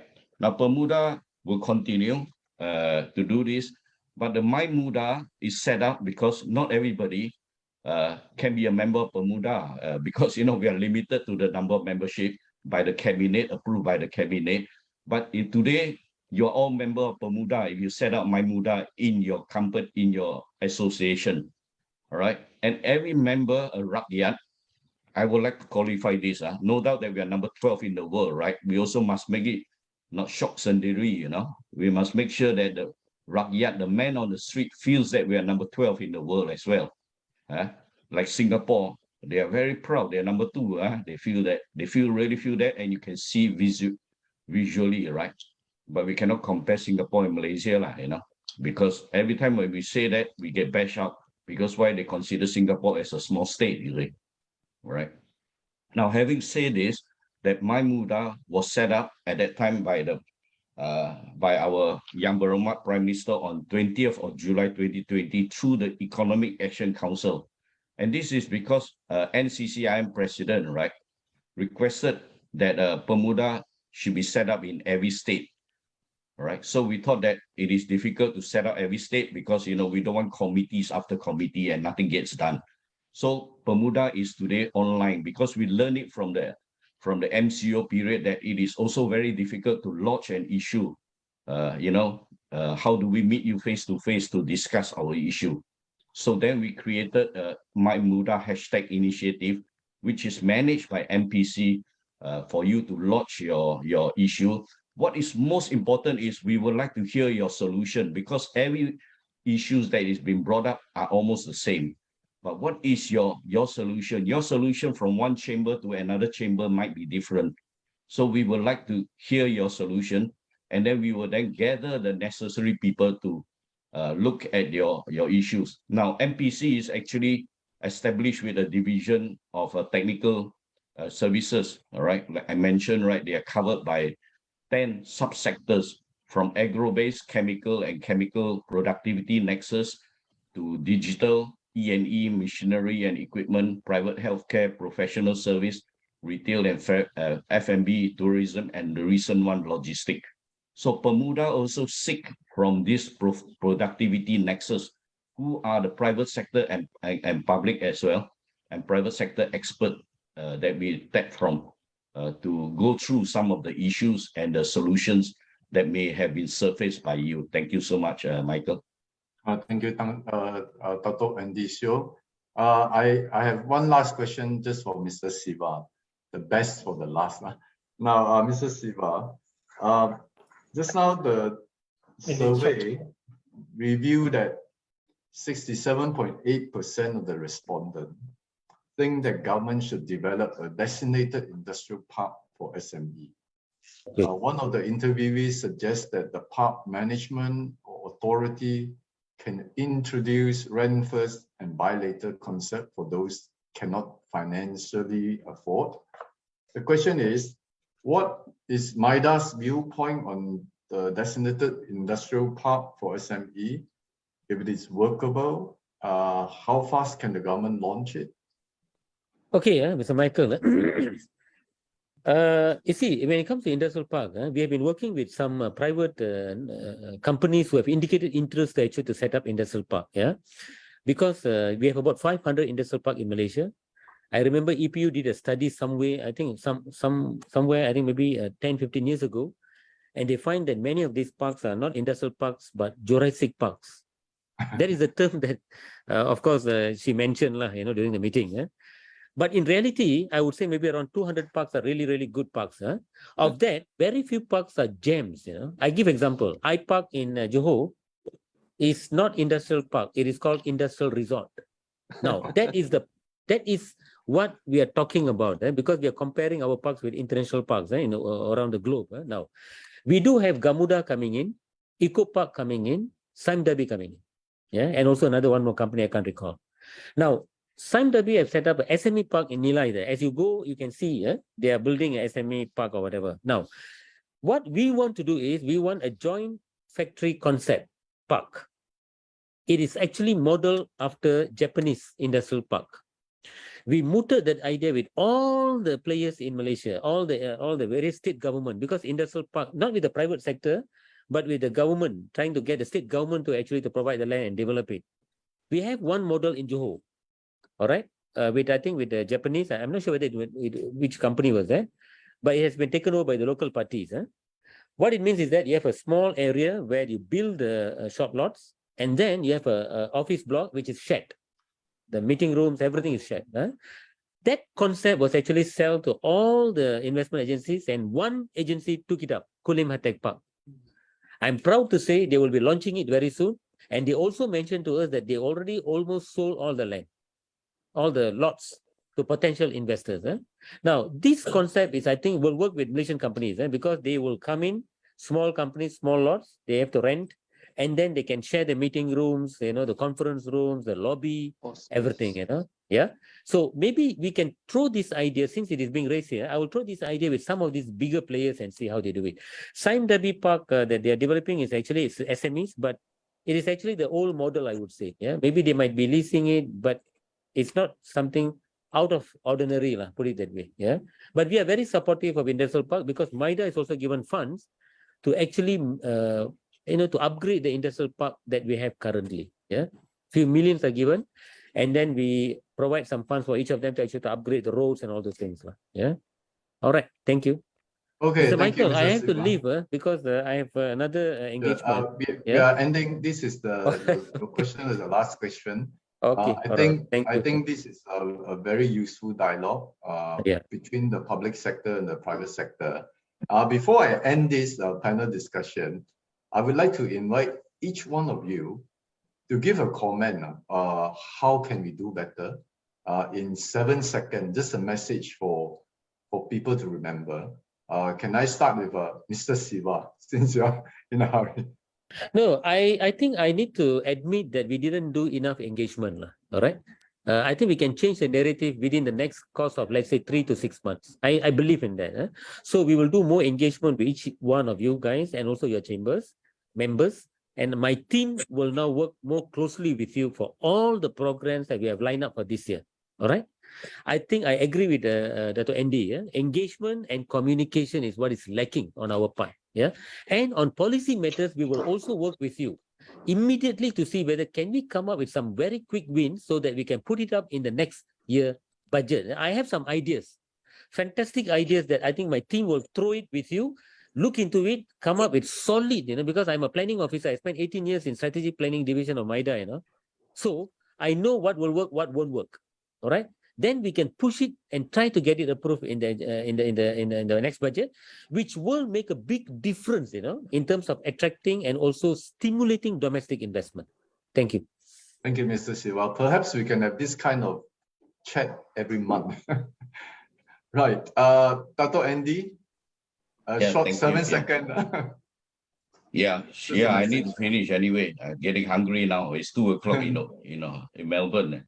All right. I would like to say that Pemuda will still continue to address issues on the regulatory burdens and barriers that hinders our competitiveness, and also our growth in productivity and improvement in the ease of doing business.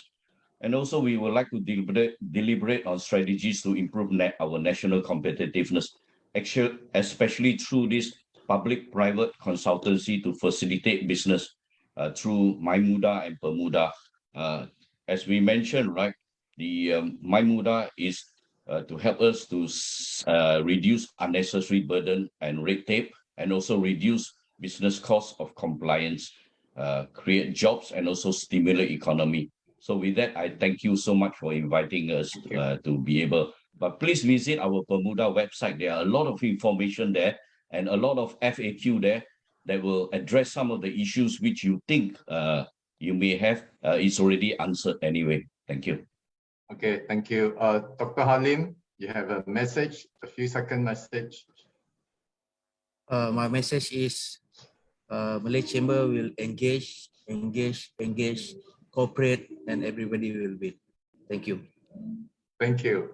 Miss Christina, any short message? Sure. I think our moving forward is how to engage MMC and the DDI and the SME to work together for a better benefit and a win-win business model. Thank you.